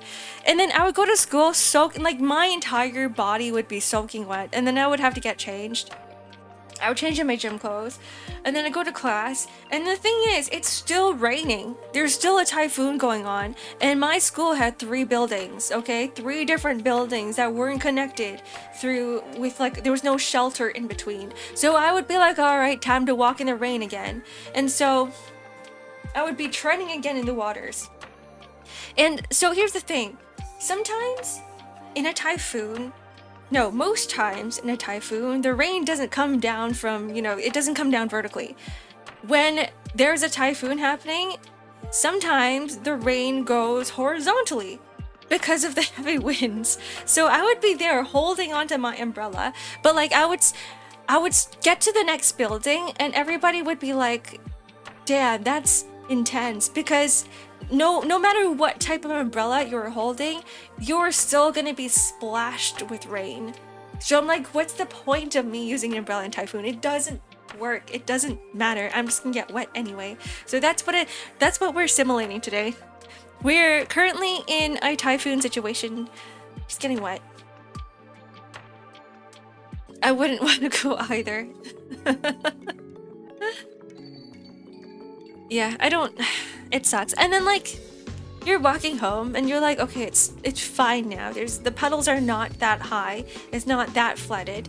You think, okay? You're walking on the sidewalk and you're going home and you're on the main street, so there's cars coming your way, and the cars just decide, they're like, oh look, a giant puddle right next to a girl in a uniform, a school uniform, let me just splash her with water. And so they deliberately run into the, okay, they probably don't, but like they run into the puddle, the giant puddle of water, and then I get this like giant splash of muddy rainwater all over me, and it sucks. They expect you to come to school, college thinking you're a professional swimmer or surfer. I roll my eyes. They do. Rain suit, pants, and shirt, it works very well.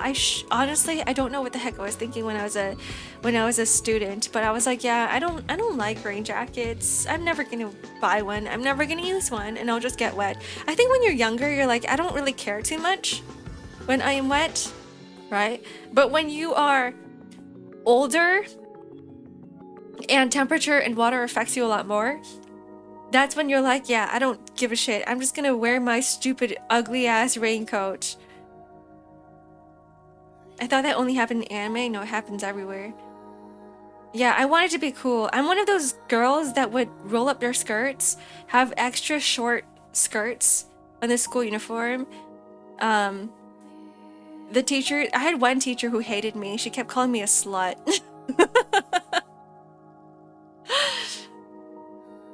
Which didn't make sense to me. She just hated me because, okay, for some reason, okay, I constantly wore thigh highs and stockings, which then, in a way, it covered my legs a little bit more, right? And she'd be like, why are you wearing stockings, you slut? And I'd be like, I don't know what you're talking about. Yeah, girls just saying shit. She was like one of those really old cranky women.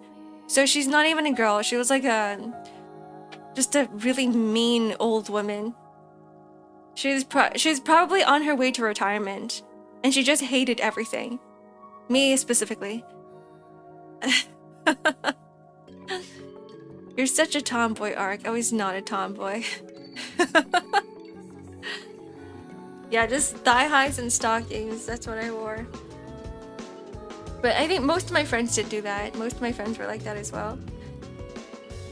You are kind of like who you hang out with. You just become a flamingo. You want to look hot? Hang out with hot people. You start learning their habits.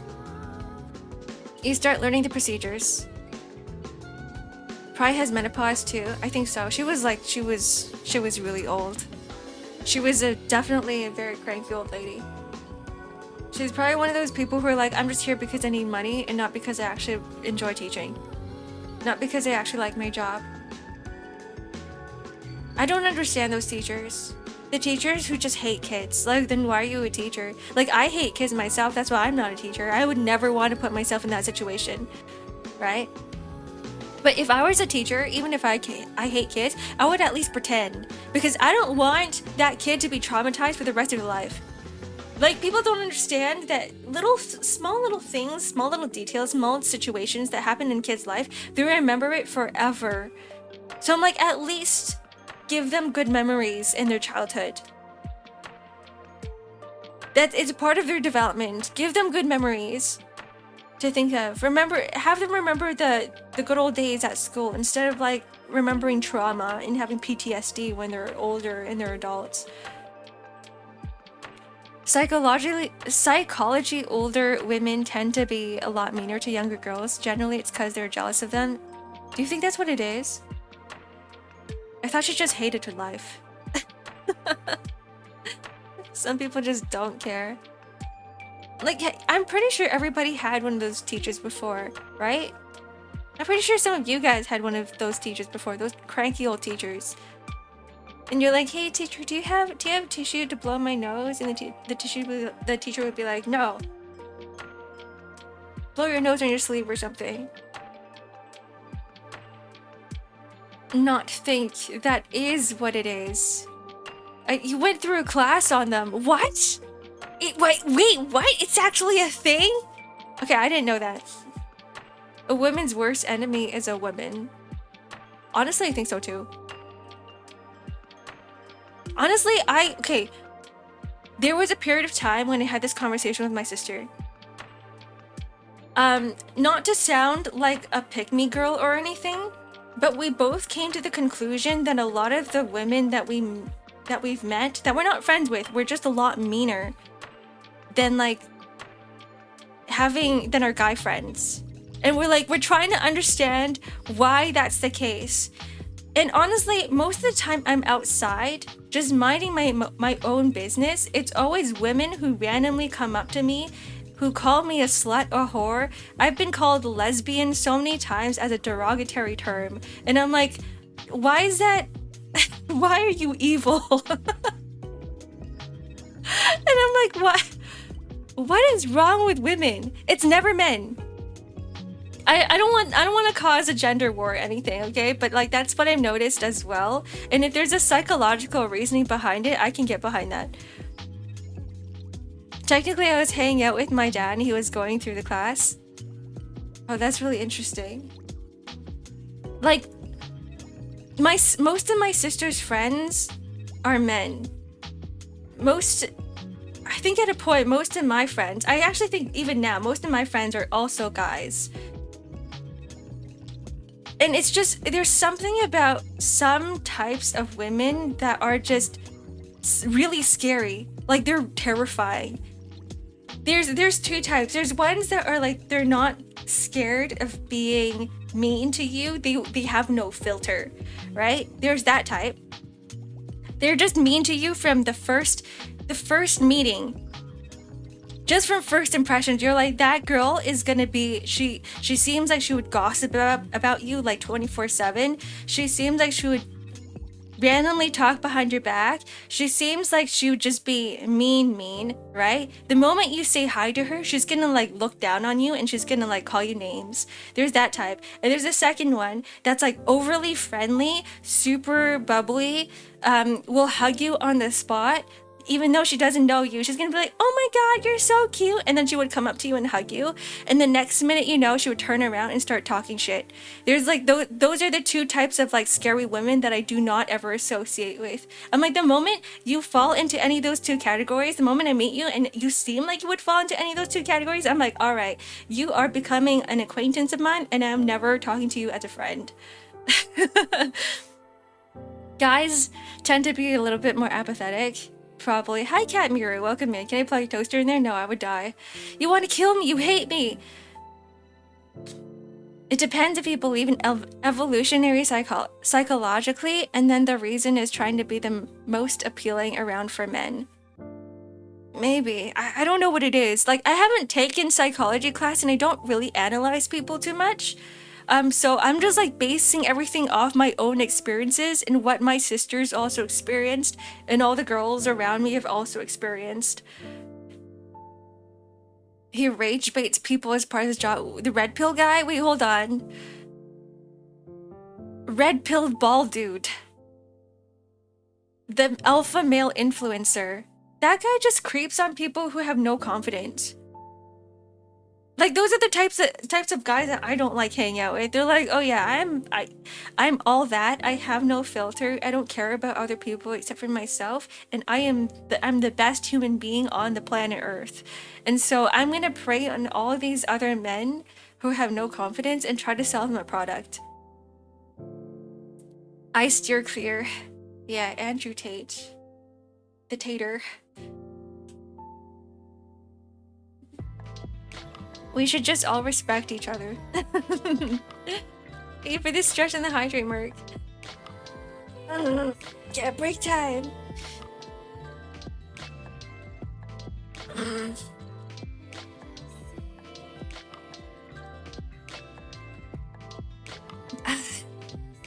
Thanks for playing the radio when I was fixing my scooter. I should head to bed now. Good night, Dormant Owl!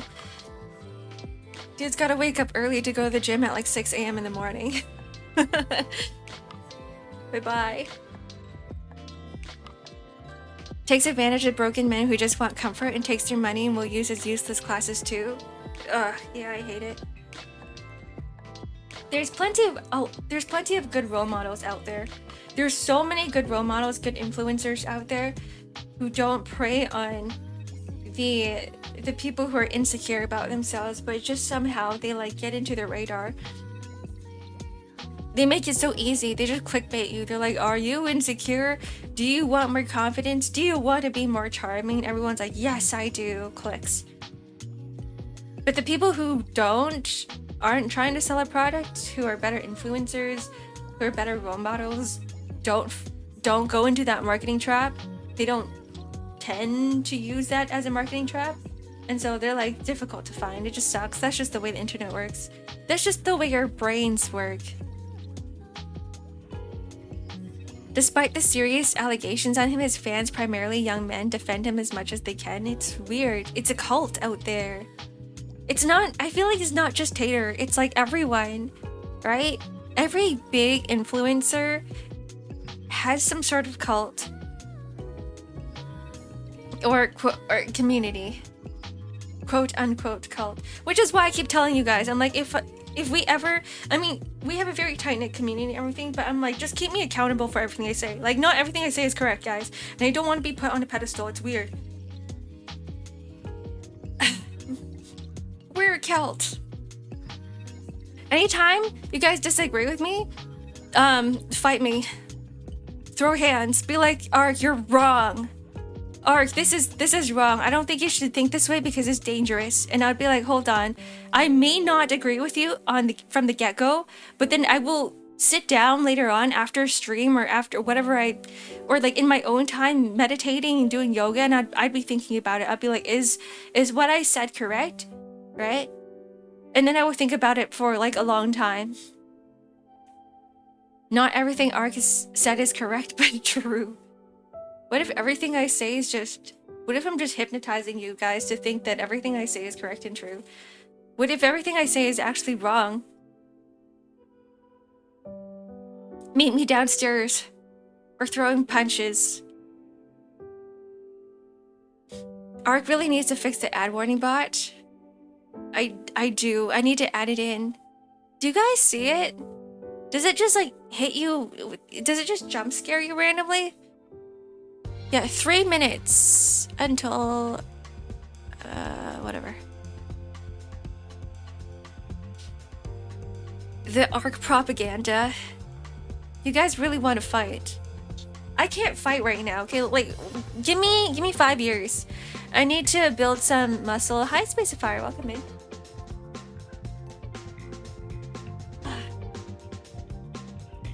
Yeah, give me 5 years. I need to at least be able to do one singular pull-up. I'm gonna take some boxing lessons. I'm gonna learn muscling, and then we can fight. Are the ads on right now? I think so. They board stuff? What, really? Is it a Twitch issue? We used to have a Twitch notification, or sorry, an ad notification, which would tell me whenever ads are about to start. But we don't have that anymore because I moved everything over to another streaming application and I haven't set it up yet. If you remember me, I would watch every stream of yours. I actually don't remember Real Watermelon. This is my first time I've ever seen your name. Unless you're someone who came here regularly that I banned.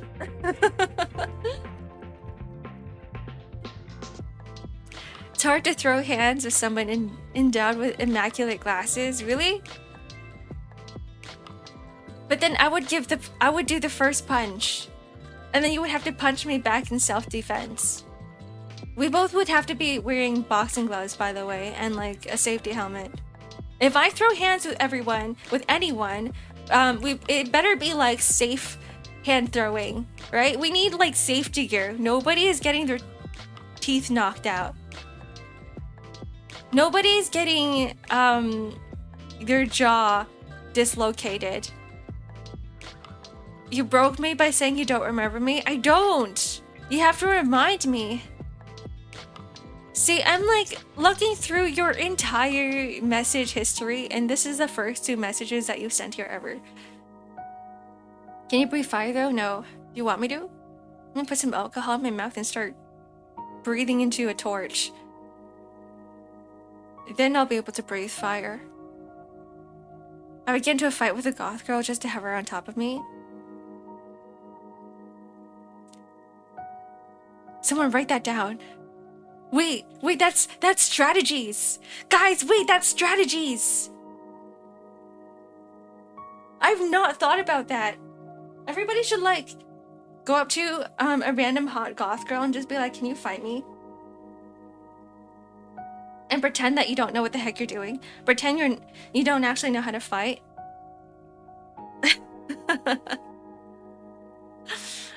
Strats. Life strats. What is it called? Pro-life tips? What's the other one? It's not pro-life tips. It is pro-life tips. Goth girls exist IRL? No, they don't. They're a figment of your imagination. They're fake. They're not real. Life hack? I'm thinking about like that one subreddit. Guys, don't go on Reddit. I don't know how to fight. You don't tell it that, you pretend that you know how to fight. You go up to a hot girl and you go, can you fight me? While not knowing how to fight, and you just let her beat you up.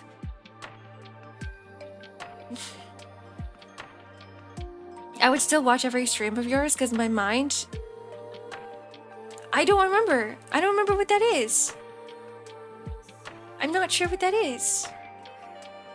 The pool table hustling, where you lose to someone on purpose, so an onlooker bets that they will beat you. What? I know a few. I bought one to call her as a present recently. That's wild. No one buys me collars, what the heck? You don't want to be beat up? I guess if you don't want to be beat up, then that's when you don't do it. But if you do want to get beat up, that's when you take those stress, you write it down, you practice every single day, every morning. That's your morning routine. Every morning you go out there searching for like a goth girl and you're like, can you beat me up? And you become so confident in it, you just say it naturally. Does that make sense to you? Do you want one, a chainmail, a dragon scale? I actually don't wear them that often. I used to have a lot. I can't wear them, that's the problem. You can't wear it in Canada, people look at you straight. You can't be goth here, where I am. You can be goth in Asia. You can be goth in a city where like everyone's super fashionable. But the moment you walk out in public here as a goth, everybody looks at you funny. A friend of mine tried hitting on this girl, then she beats his ass into tests of strength. Told us her job was in the Air Force, putting on missiles on an F-16, F-35. Oh my god!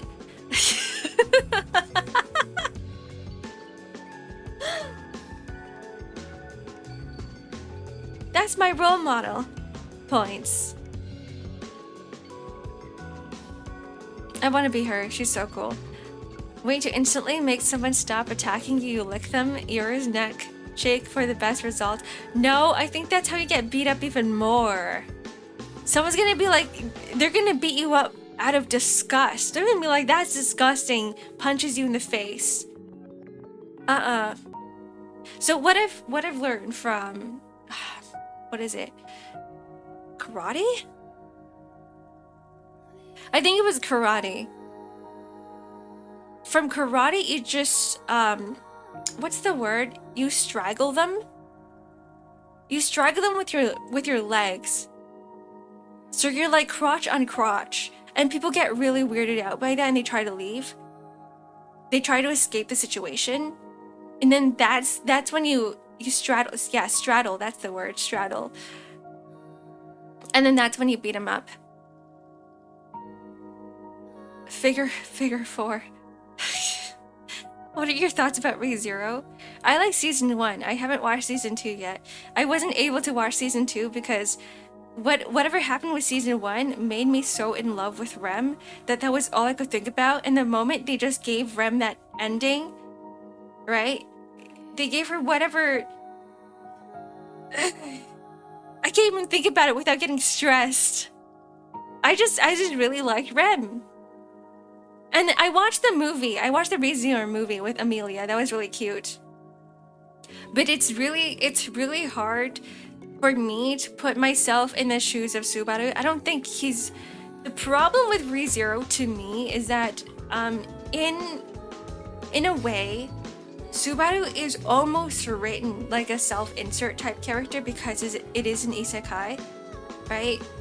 But you cannot self-insert as Subaru. He's his own character. He has too many flaws and he's too developed as his own character. He has so many great traits or bad traits, however you like to think of it as, for him to be a self-insert character. So he's a really well-written character. You can't self-insert into him. And so it's stressful. It's stressful watching ReZero. It's good, but it's stressful. Try light novel sloth if route best for Rem and gluttony route for revenge. There's 2 routes. Maybe I should be reading it instead of watching it.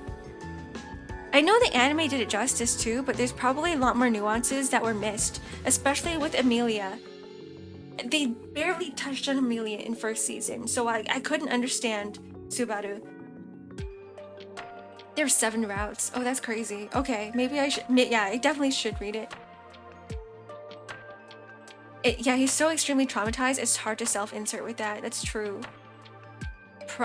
So you're saying... Okay, should I leave the best for last? Is that what you guys do? Should I leave the best for last?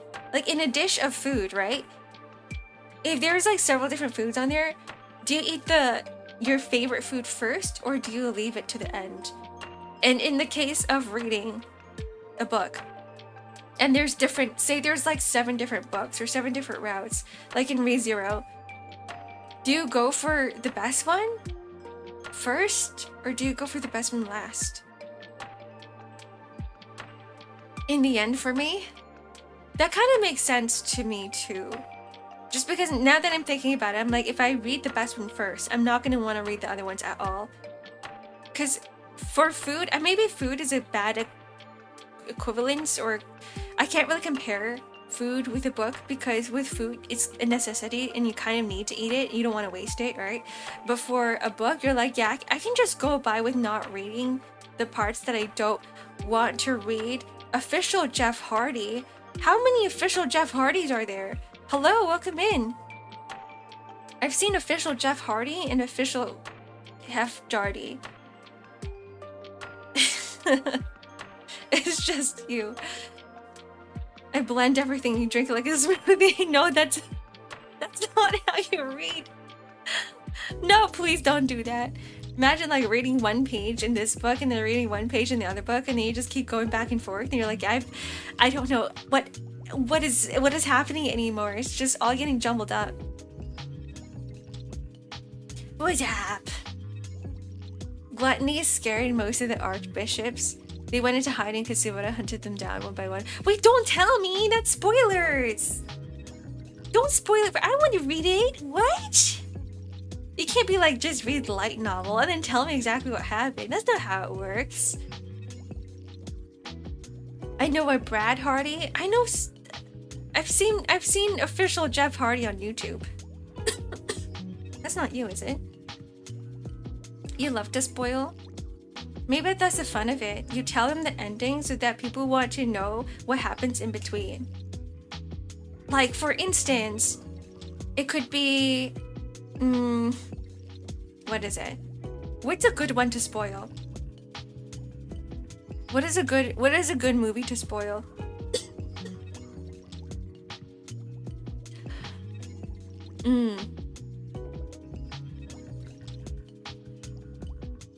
I want to say Disney, but then like every single ending of a Disney movie is exactly the same. So it's not even fun anymore. Sixth Sense? What happened to Sixth Sense? Romeo and Juliet? Oh, Romeo and Juliet would be fun. You just tell them that they both die. And you're like, wait, how? And you want to know how. I learned that that's the best way to tell a story, too. What? Spoilers? No, because then you get curious and you're like, well, now I want to read it. Because I want to know how they died.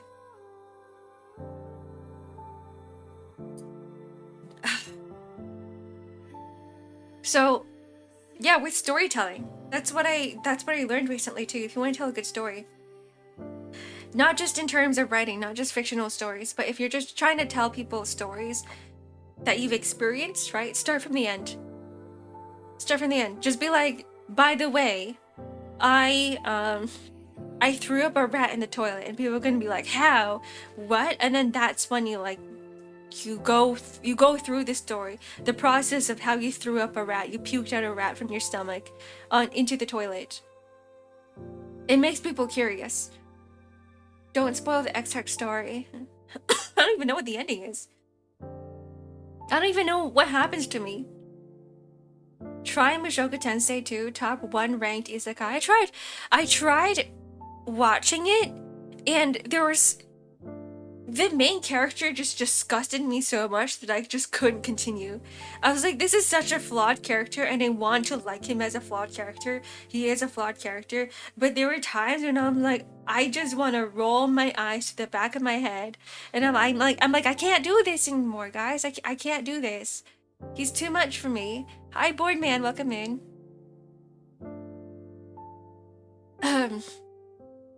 I hate that fucking anime. God, I don't know why it's so popular. I think it's good as long... There's some scenes that were so unnecessary that it made me gag. But like, if they took out all of those scenes, I think it would actually make a very good story. And especially the world building. The world building was so good.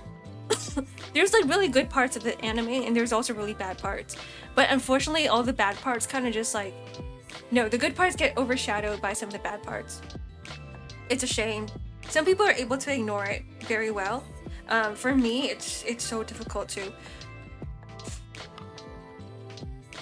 I'm back, shoddy. Hi, Broski Hoski, welcome in. What anime? We're talking about Mushoku Tensei. Mushoku Tensei. I can't handle it, I can't deal with it. Yeah, it got to a point where I'm like, okay, I'll just ignore it. And then eventually I was like, I can't ignore this anymore. Let me just drop it. I might go back to it in a week or so. If I'm still interested, if I'm still interested, I'll keep watching it. But like, once that week was over, I'm like, I don't care for it anymore. I'm just gonna drop it. Never seen or heard of it? You don't need to, it's okay. Anyone who wants fantasy slop, anyone who wants, sorry, good world building, just watch, Free Reign or Dungeon Meshi. Those two were pretty good, like, from beginning to end. The novel was worse? Oh. I'm still trying to finish up Grimgar. God, I almost knocked over my coffee. I haven't seen it, but this might get me moderated by Twitch chat, but I hear he jerks off to his... yeah. I'm not gonna finish reading that, but essentially. Yeah, Mushoku Tensei was something else. I think some of this stuff worked back in the day, but maybe it's a little bit too late for them to turn it into an anime. Some of the scenes just don't land.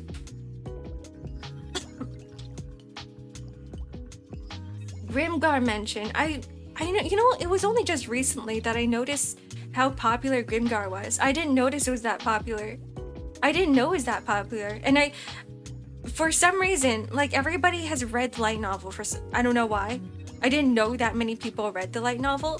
I thought most people were introduced to Grimgar through the anime, because I was introduced to Grimgar through anime. It's peak slow writing. I just have to like get through most of it, the beginning, I guess. To me, I'm so used to reading fantasy books, like, not anime fantasy books, but, like gothic thrillers or fantasy or anything that's more Western fantasy. So for me to go from Western fantasy to like fantasy that's written, in Asia, that flip is like strange to me because I'm like, oh, people's names are in Japanese. Yeah, the Grimoire of Ashen Fantasy, that one. There's a lot of filler in the first 2 volumes. Oh, okay, I see. It does seem like the first volume right now is just is an introduction to all the characters in the guild or whatever it is. The teams. I love Magus of the Library. Is that the one with the what are they called? The dead dude? In the girl? With the red hair? Stinger, hello, welcome in. Thank you for this stretch and the hydrate. I gotta blow my nose. I'm just gonna mute. My allergies are coming back.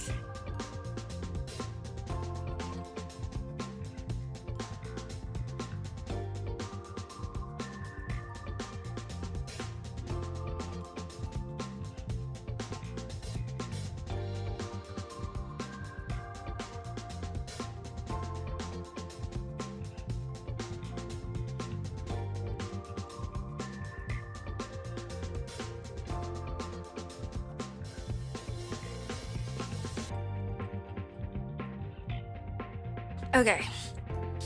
The Wendigo looking dude, that one. I read it, it was pretty good. I wouldn't recommend it to everybody though. I really like the world building. I love the fact that like there's a strange power dynamic between the main character and the Wendigo guy.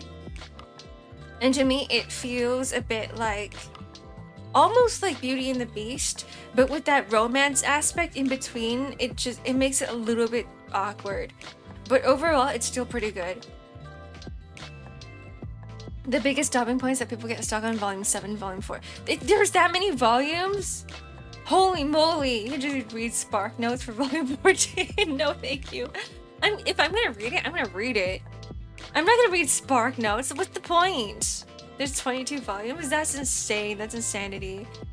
I'm trying to read Lord of Mystery too, and it's all light. It feels like all light novels are just slow burn. Nobody wants to end a light novel in 5 volumes. Everyone's always like, we're gonna make this like 100 books long. You say that, but you haven't tried reading through it. I know I gotta finish it. The Ancient Magus Bride? Is that the same one? Magus the Library and Ancient Magus Bride. Right? Am I thinking of something else? Because now that that you mentioned Ancient Magus Bride, I was actually thinking about Ancient Magus Bride. So it's different. Okay. Okay. That is different. Volume 14 is heavily regarded and acknowledged even by the author as the worst volume. So Spark Notes it is. Sabbath, hello, welcome in. Hello. Okay. Okay, I need water and coffee and everything else. Hold on.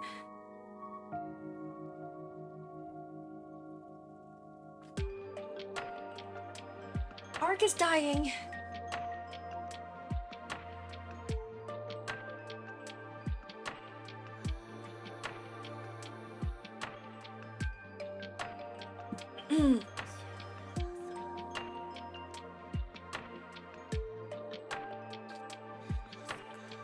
Okay. I'm semi-good now. I need to get one of those like really, really big water bottles. So I don't have to keep going to the kitchen. Never mind, actually. I think having a smaller water bottle is nicer because then you have an excuse to get up from your chair to go to the kitchen to grab water. Like, you need the exercise.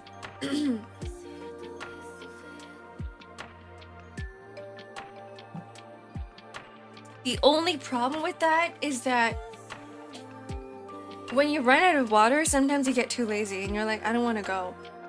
But then your body is like screaming at you for hydration.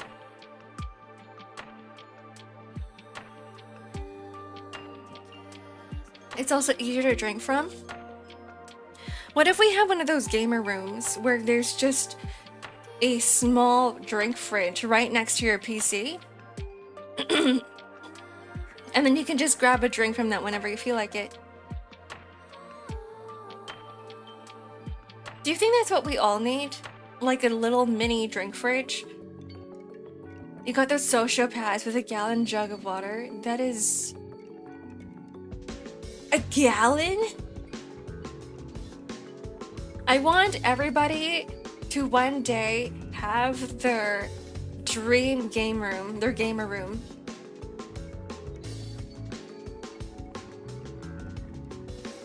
Oh, that's different. Magazine library is different. Okay.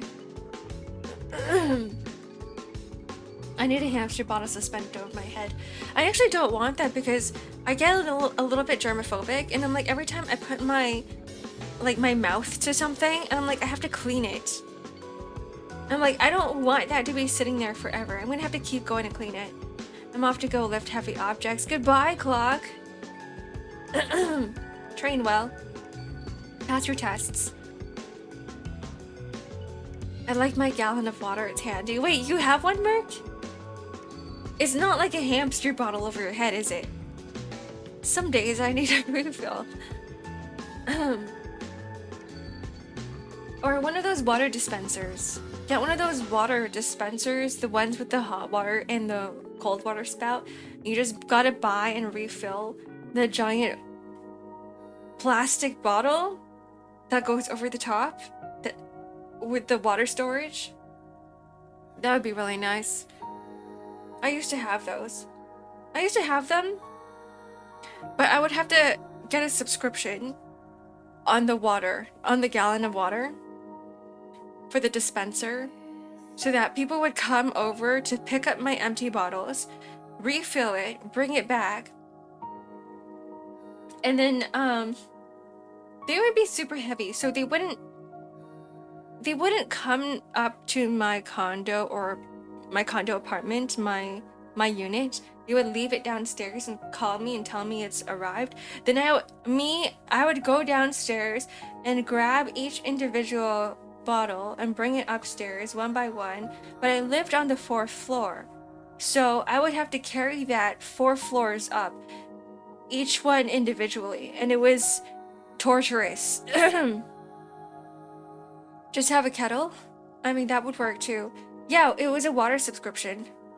I lived in China. There was too much chlorine in the water, like in the tap water. So you could drink it if you want to, but it's just not good for you. So I would have a water subscription for my water dispenser. I would get those like giant gallons of water, giant bottles of water, and bring it upstairs. I guess like the one good thing about being here is that I could just drink tap water. Or I could have a water filter. You can't really filter out chlorine. It was a hell of a workout. It was, yeah. It was. My mom didn't make it any better because she would keep laughing at me for not being able to lift anything. And for some reason, every time we go out grocery shopping together, she would always stock up. And we didn't have a cart that we would pull or push. She just bought bags. So my mom would be carrying like 4 bags or 5 bags. And then she would give me 2, but they would be like super heavy. They would have so much shit in there, like these massive bags. And I'm like, you want me to carry this all the way up to the 4th floor? And it would be like, we would be walking stairs every single morning. at night.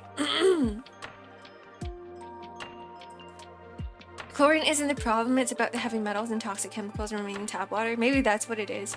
I just remember my neighbor one of my neighbors was American, and I always saw him in the elevators, but he wasn't used to the tap water, so every time he saw me he would start complaining about the chlorine in the water, and that's where I got it from.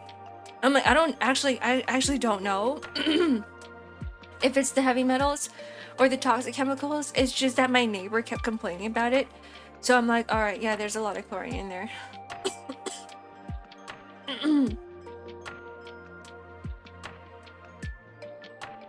It's no help in stairs. It really isn't. I had to do something similar too, though. It's only one floor. One floor would be so much easier. One floor would be so much easier. I still thought it was like...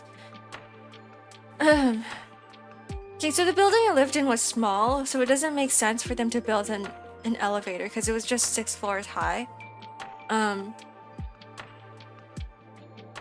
But I'm still, I'm remembering the time, because for me, 4 floors is still pretty high up.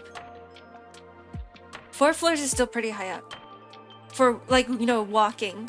And if you need to leave the house to do stuff and come back, you have to be walking a whole lot of stairs. And so that reminds me of that time when I was walking my dog, and some old lady, some old grandma let her Pomeranian loose, and her Pom chased me all the way back to my house with me carrying my dog in my arms because my dog was terrified of the Pomeranian, and it kept nipping at my ankles the entire time, and it ran all the way up with me to, like, all 4 floors up to my apartment, all the way up to my unit. So I'm like, wasn't that a real difficult task for a small ass dog? And I'm thinking about it now. I'm like, yeah, it was. Why would you do that? Dogs are stupid. Irresponsible dog owner. Yeah. I don't understand it. Like, back then there was, I think most people thought that, you know, small dogs can't do shit, right? I also hate dog owners who buy those leashes that stretch. You know what I'm talking about? Like the leashes that don't really act like a leash. They just keep going, and I'm like, what's the point of it if you're not? What's the point of even having a leash if you're just gonna let your dog go wild? But I was like, I'm like, I don't know how this woman's gonna get her dog back, because it literally just chased me all the way back to my apartment building. At one point, I was like, I hate Pomeranians. I know they're cute and everything, right? But I hate small dogs. I don't like small dogs. Chihuahuas, devil spawn. Pomeranians, devil spawn number 2. Maybe some Pomeranians are okay. I think the problem is that most dog owners, most people who own small dogs don't realize that a dog is still a dog, and they don't train their small dogs because they're like, a small dog can't do damage anyway, they're so small, so I'm gonna treat them like a baby forever. But the thing is, dogs, no matter how small or big they are, still act like a dog. They will still act like a dog. They still have those dog instincts in them. They still have that alpha, you know, alpha beta pack mentality. So if you keep treating them like a baby, they're gonna think they're spoiled and they can do whatever the hell they want. I lost a fight against a Chihuahua yesterday. One time I got so fed up with this small dog that I just let it bite me. Like every time I went near this Chihuahua, it would go crazy. Like it would, like it was very, very violent. Because the owners weren't very responsible owners, and they treated the dog like some sort of toy. Almost like they would... It was always in a cage.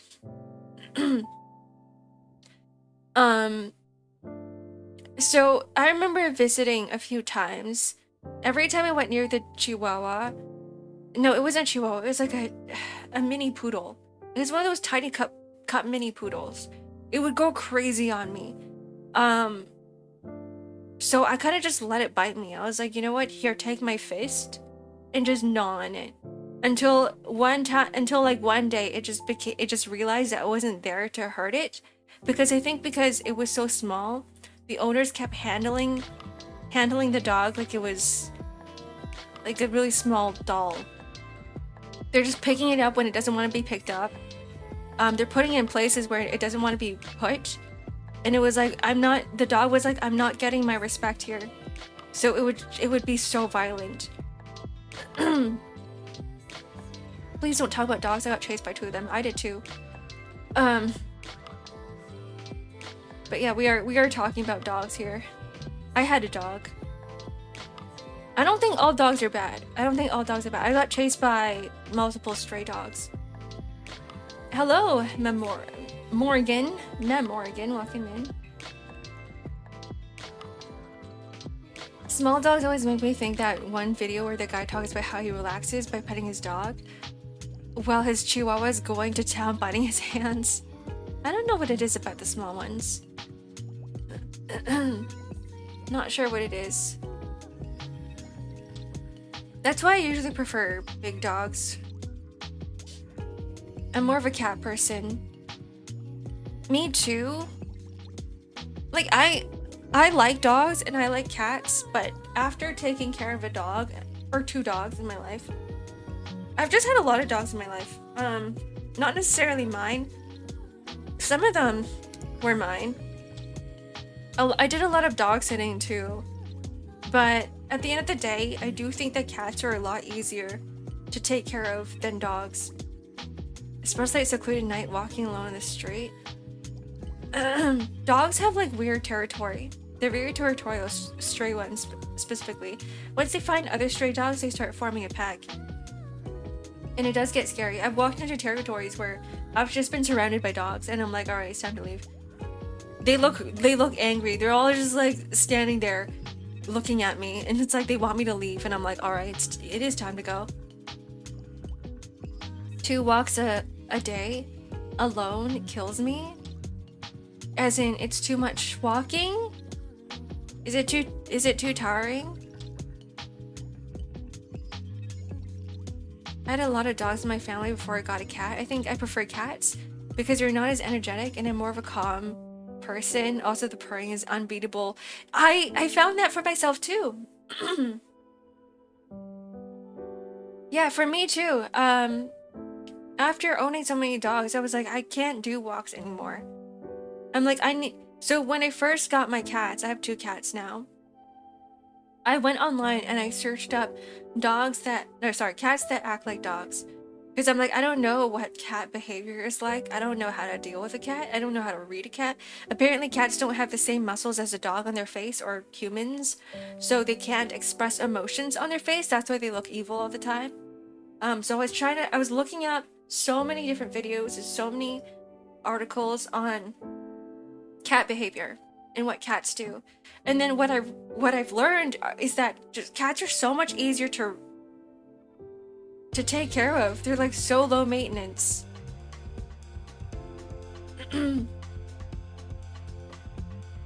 Shame on you fearing a dog as a grown man. Fellow people humiliates me. I'm sorry, Pradeep.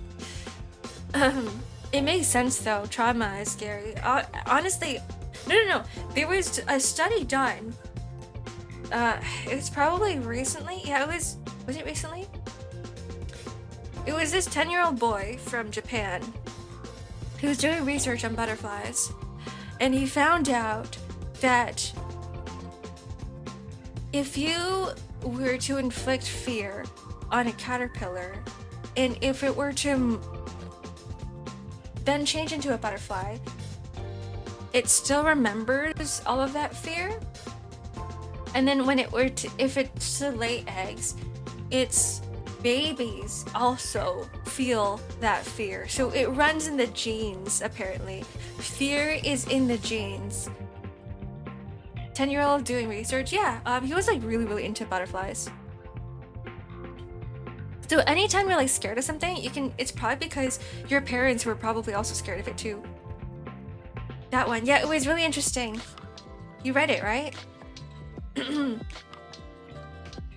And like it's relatively, I guess it's like new discovery, because everybody thought that, you know, once you're, or once, not your caterpillar, but like caterpillars, when they morph into butterflies, their entire bodily structure changes. Like they turn into goo. When they get into the cocoon, they turn into goo. And when they emerge out as butterflies, they're not necessarily the same creature anymore. And people never knew that if they, whether or not they have the same memories and feelings. Imagine if it were like that with people, like you're scared, traumatized by one person, your whole bloodline automatically fears them. They tried that with mosquitoes as well, not the boy, but like they've done studies with mosquitoes, with, what is it, like mosquito repellent or something? Which is not necessarily the same. It was just that over time, mosquitoes realized that the repellent doesn't kill them or something like that. And then eventually the babies just didn't care for the repellent. A sub-research about morphing process and the argument of whether if the caterpillar is the same individual as the butterfly after is really interesting. See, I don't know, if I were to turn to slime, if I were to turn to goo, my brain would melt as well. But like, where does the cognitive abilities and the subconsciousness and all of our memories go? It's been proven that they can remember things as caterpillars, though, I think. Yeah, it is. It's proven, but I'm like, I don't understand how it works still. All the test shows that yes, they still remember it, but how does it work? What time is it for you? It's like 4:45 here. It's 11:45 here. It is almost noon. I like the hypotheses of Uncanny Valley being caused by there was something that looked similar enough to humans, but not exactly. Like Neanderthals. I actually, this is me wearing my tinfoil hat again, but I do think that like maybe somewhere down the line of Neanderthals and chimps and whatever it is, the evolution of humans, right? That someone probably decided to give humanity some sort of like weird, I don't know, critical thinking juice, right? Injected some critical thinking juice into the brains of chimps and turned them into humans. Homo sapiens or something, because like the evolution of humanity is just insane in comparison to like the rest of the creatures on Earth. Yeah, like ancient aliens. I'm gonna say this is humanity. The evolution of humanity is probably something to do with like some sort of outside interference. It doesn't make sense to me at all. Like look at this. Look at the pyramids. That should have been impossible. Making not life-size, making like sculptures, figures of people, of idols that are perfectly symmetrical, left side and right side, right? Like giant statues of people that are perfectly symmetrical. Back in the day, it's nearly impossible. How do they do it? Not just the pyramids. It's like the sphinxes. It's perfectly symmetrical from left and right side. Like, you can't, from like the naked human eye, you can't tell. But when you actually do the measurements with a ruler and stuff, it's like, yeah, it's perfectly symmetrical. Or like any of the vases back then. Even like small pieces of furniture, like vases, right? They were doing actual, I think they were like testing it in museums. They were measuring the vases in museums. It's perfectly symmetrical. There is not, like, it's perfectly flat at the top, perfectly flat at the bottom. And the only way you can get it to be that flat with the tools that they had, it's impossible. Like, you would actually need machines to get it to be perfectly aligned. But we're talking about a vase. You only need one person to make a vase, a singular vase, okay? And they're like, even to this day, we can't, with our hands and like, I don't know, caveman tools, it would be impossible. You actually need some sort of machine to measure the radius and the dimensions to make it perfectly flat at the top, perfectly flat at the bottom, and it's perfectly round all around. There was a mathematician who calculated the curvature of Earth in the same position without modern tools. I don't know how they do it. Yeah, the giants, to be able to carve a stone coffin near perfect 90 degrees is crazy. Like, I don't... And then we dig things up. We're like, all right, what tools did they have? And it's just like rock and stone. And it's like, what? What tools did you use? What was it? Rock and stone. Yes, you did. Flint and steel. Okay, yeah, I mean, they probably had more than rock and stone, but they didn't have, like, precision machines. They didn't have exacta meters, whatever they're called. The rulers. They used water. And then what was it? There was, like, it was, like, granite or something, which was, like, impossible to cut. It was, like, is one of the hardest materials that you can ever use to create some, like, these furnitures, but they still were able to cut it with perfect precision. You would have to spend like 40 years making a singular vase. You would have to keep grinding it every day. The moment you wake up, that's what you'd be doing for 40 years. Water jets are freaking power. They just had like water guns and they shot at it. I don't know. Honestly, who knows? This is still me with my tinfoil hat. Like, they probably did have something. They probably had some sort of tool. Maybe they just knew some secret formula that we didn't. But, like, at the same time, like, there could be, like, some third-party interception. A lot of time in rough particles like sand, like sandpaper. They use sand mostly to cut. I don't know. They didn't have a 9 to 5. Don't they use their leader's arm length to measure stuff? I don't know. There's a lot of things I don't know, so even if you guys were to ask me questions, I can't tell you. But none of it makes any sense to me. Like, I could be like, yeah, maybe this is what they did. But, is it logical? No. Nothing is logical. Did they have Twitch? Did they have YouTube? Did sandwiches come from sandwiches? Whoa, now we're asking the real questions. Why are they called sandwiches? Wait, hold on.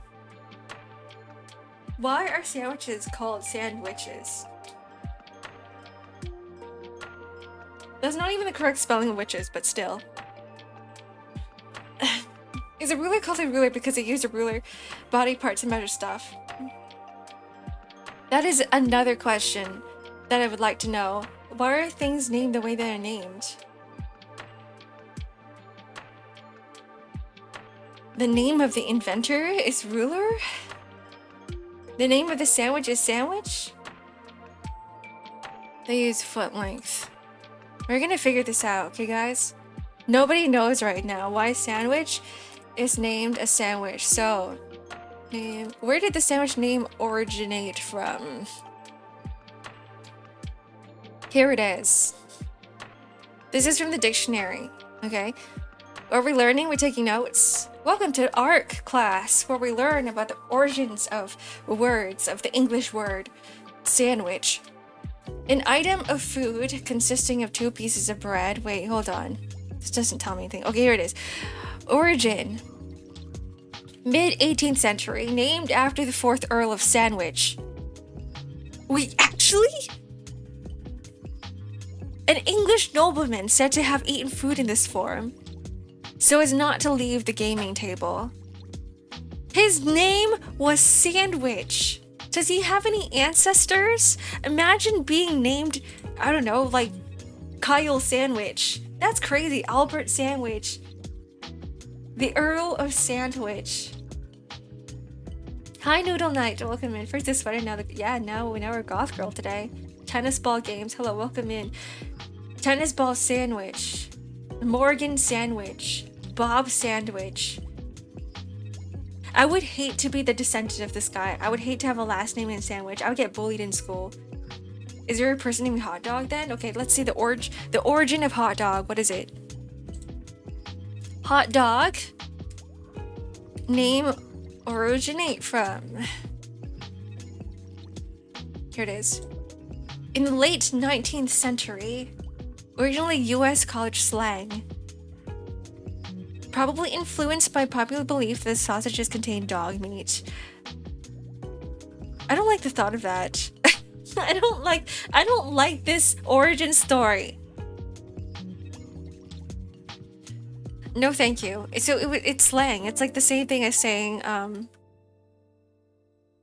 skibbity. Aren't we glad that skibbity isn't a food? Like, yeah, actual dog. Like, imagine skibbity, the slang, the word, just became a slang name for a food. Then, like, in 30 years' time, you would have parents going, hey son, did you eat your skibbity yet?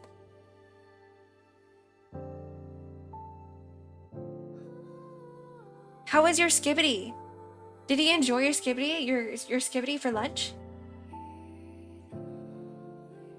I thought it was a freaking replay of a live from Twitch. Hello, Twitch users. I am not gay. And you're right. This website is full of brain rot.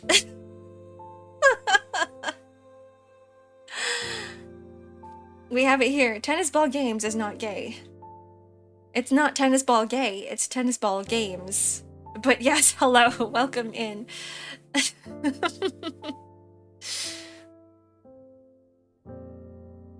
A lot of terms are just slang that people decide was good enough to be popular.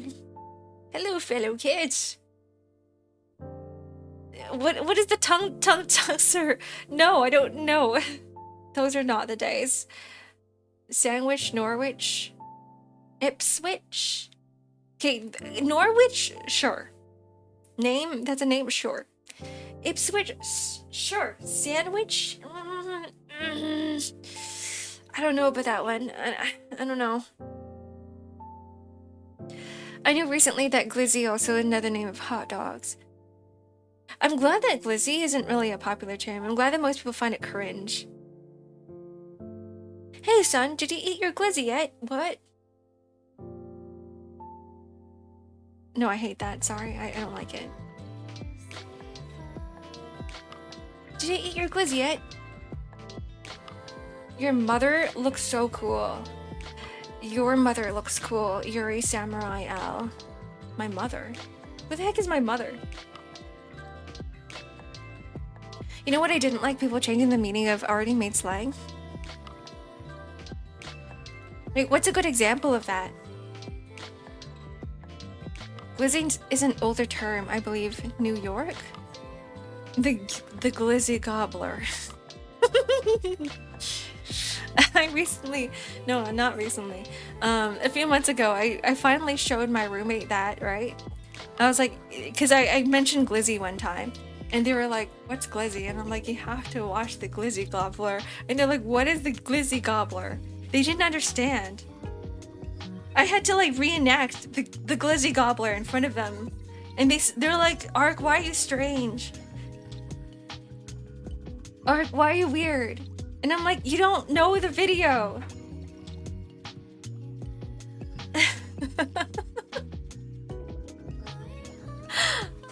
You don't know about the TikTok live streams. Like Bob, that used to mean a good song, but now it's like, what does Bob mean? I actually don't know what the present day meaning of Bob. To me, it's still Bob. Right? Hold on. Yeah, maximum overdrive. Sorry, we're not doing that. puts on sunglasses. Yeah, gay used to mean happy, true. But those are like, I guess it's like derogatory slang that, I mean, everybody doesn't like derogatory slang. What is Bob?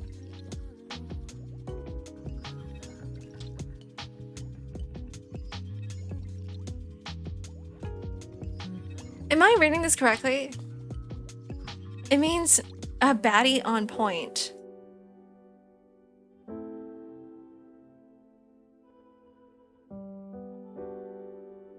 Is that what it means? Or it means like a female who does a lot of things. Bob Marley. A sexually promiscuous woman in a derogatory way. Yes, that one. And I actually never heard of it. This is my first time ever hearing about this. It's only after I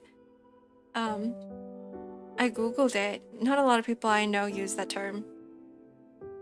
I'm kind of glad though, because it is meant to be used in a derogatory way, and I don't like those words. So I'm kind of glad that nobody around me uses it. Why is present called present? True. You want me to search it up? Why is present called present? Here it is. No, that's present. Is it? Here's the thing.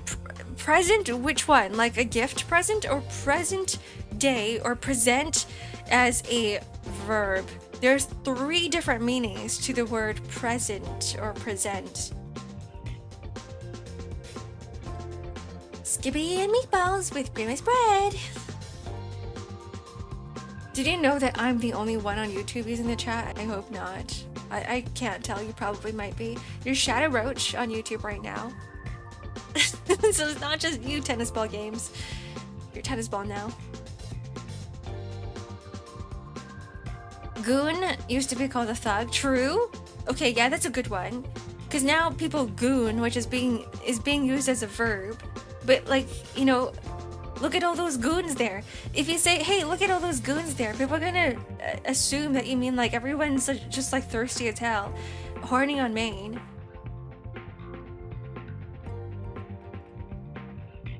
A gift present, I would assume, is like a pre-sent. Oh no, that would make sense, sentience. Okay.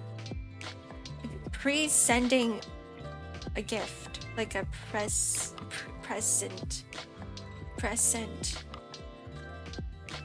Huh. Tomorrow is a mystery, past is a history, and present is a gift of God. And that's why they call it present, just like this phrase. That was oddly poetic. That was kind of pretty. I kind of like that. I also still use it the old way, but people take it wrong. Like the goons. No, you can't use that word anymore. There's too much of a... The current meaning of goon is so overused to the point where if you were to say goon in relation to thugs, or like grunts of a thug gang, some sort of gang, people will assume that you meant gooning. Present has 3 meanings like present. Yeah, 3 meanings. 3 meanings. Ark has not seen Kung Fu Panda. I've seen it, I just forgot because it wasn't a great movie to me. It was okay.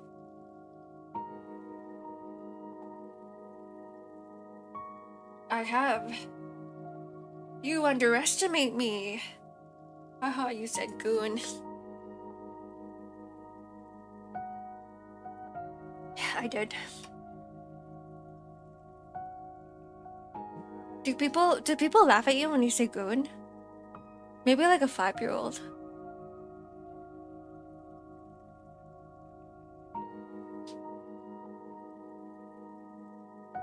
It seems like people, like there's several words that kids just get so obsessed with.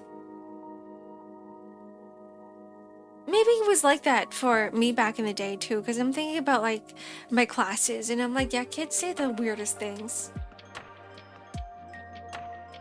I was sure he forgot, but took a possibility of me not seeing it. Yeah, I forgot. I don't have a good memory. I've never used that word ever. Goons? In like cartoons, like back in the day, the goons. And you don't really call them gooners, you call them goons. So I don't know. I do recall it. I do recall that word. Crash out used to mean like getting in bed after a long day. It did, yeah. I crashed out. Now it means that you. What's the meaning now? So I still, in my head, the definition of crashing out still means that I am like really tired and I need to go to sleep.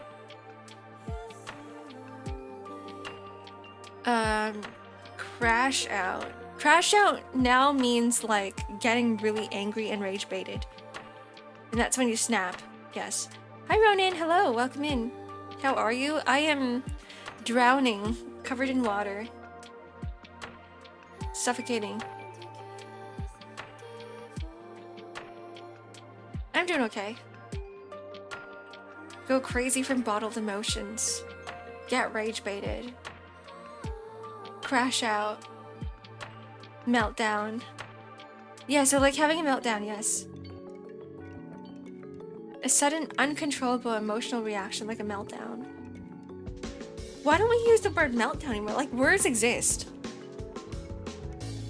These words still exist. Meltdown, the word meltdown exists, which is essentially the same definition as a crash out.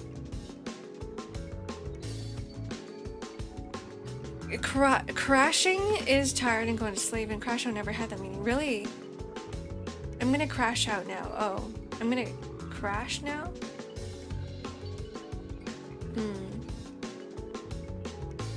Yay, the ad showing up. Good night, tennis ball. Malding? See, malding is funny. Malding is a good word. Malding is like balding and getting mad at the same time. It's like mad balding. Wait, like mad balding is long. It's harder to say than malding. Yeah, mad and bald. Exactly. That's what malding is. Mad, bald, bald, mad. Yes. You guys find balding so funny until it happens to you.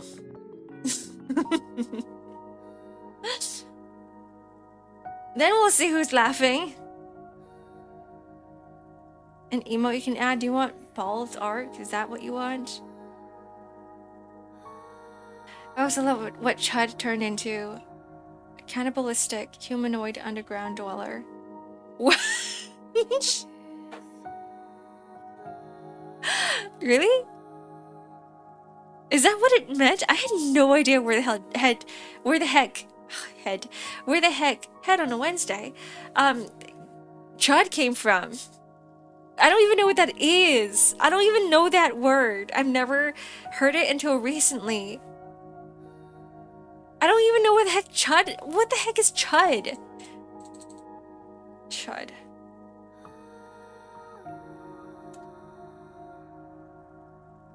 What the hell is Chud? With a fool, a troll, and a jerk. An unattractive person.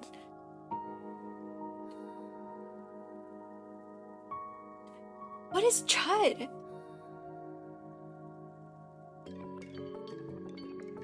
It turned political and then turned back to a meme.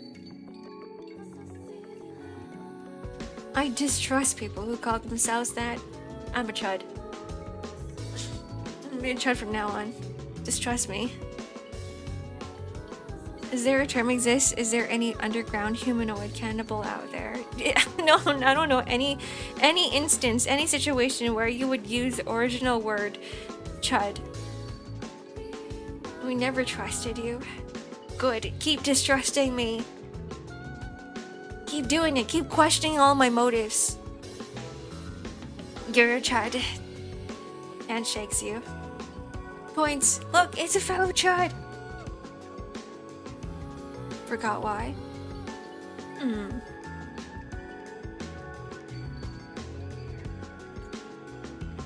Uncle and Chud to get Chunk? No, Chunk is chopped Unk. That's different. Because he says he's chopped, and he's an Unk. So that's where Chunk comes from, but that's not Chud. I don't think Nico's chopped, though. Nico's anything but chopped. He's all three. Nico may be an Unk, but he's not chopped. What is going on here?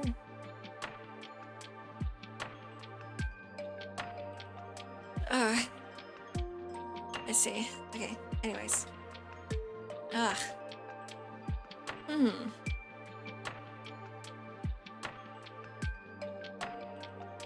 Didn't he get a good haircut time to remove chopped? I guess if he's like cut off his hair, he is kind of chopped. I mean, his hair is chopped. Like literally chopped.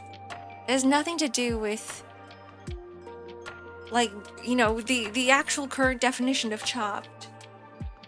Thanks for the stream. I should leave. It is 12:09. Thanks for the reminder.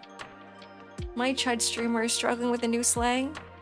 Me? I'm not your Chud streamer. Liar is. Dog with a suit. Where's Liar? Is she streaming right now? I know Shiro was. It was Shiro's affiliation anniversary is today, I believe. Which means that if he's streaming, we should raid into him, but I can't tell. I don't know. Did he end stream already? He ended stream already! Okay, well, I guess we're not raiding into anybody. I'm a little bit too late. The stream went on for a bit too long than what I would like. My Chud streamer is molding over the new slang. Not very skippity of them. I'm gonna memorize that entire sentence. It's not very skippity of them, and I'm gonna start repeating it every single stream like a broken record. Do you guys want? Yeah, feel free to recommend people. Shove them in chat. Don't do it. Well, because you guys are telling me not to do it, it's gonna make me want to do it more. And I'm really gonna want to do it. I can't do it the 6-7. That has to die. 6-7 has to die. No, thank you. It was funny because it was absurd, but the absurdism is over. Is the Overwatch streamer okay? That's up to you guys. I'm not gonna be there. You guys are being the one. You guys are the ones transferring over. I don't care. Your roommates would judge me? My roommates already judge me. Like I said, I was trying to teach them all about the glizzy gobbler. Like from that point on, it was already over for me.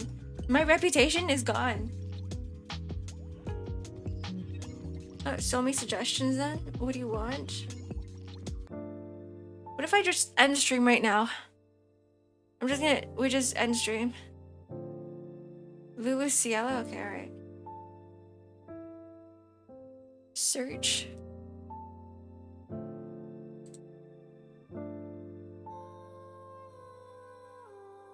Alright guys, have fun. Can I even follow this person? Alright, bye guys. Enjoy your day. Enjoy the rest of your day. Enjoy your Wednesday. Tomorrow, I'm going to be back here with some Limbus company. We're going to try to finish Canto 9, Episode 9. It's very story heavy, so if you guys aren't going to be there, then I hope you enjoy your Thursday. And then I will see you on Friday for some, what is it? Karaoke and chatting. Some more is karaoke and chatting. It's going to be like today, but with songs. It's karaoke for an hour though, and then chatting for the rest of it. Okay. Bye. Bye. Everybody say bye. Say bye to the streamer. You have to say bye to me or I'm gonna start crying. Nobody wants me to cry, right? Nobody wants me to be sad, right? You guys, can you guys handle this?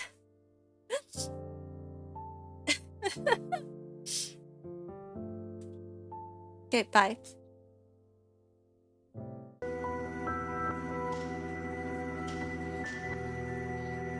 Leave?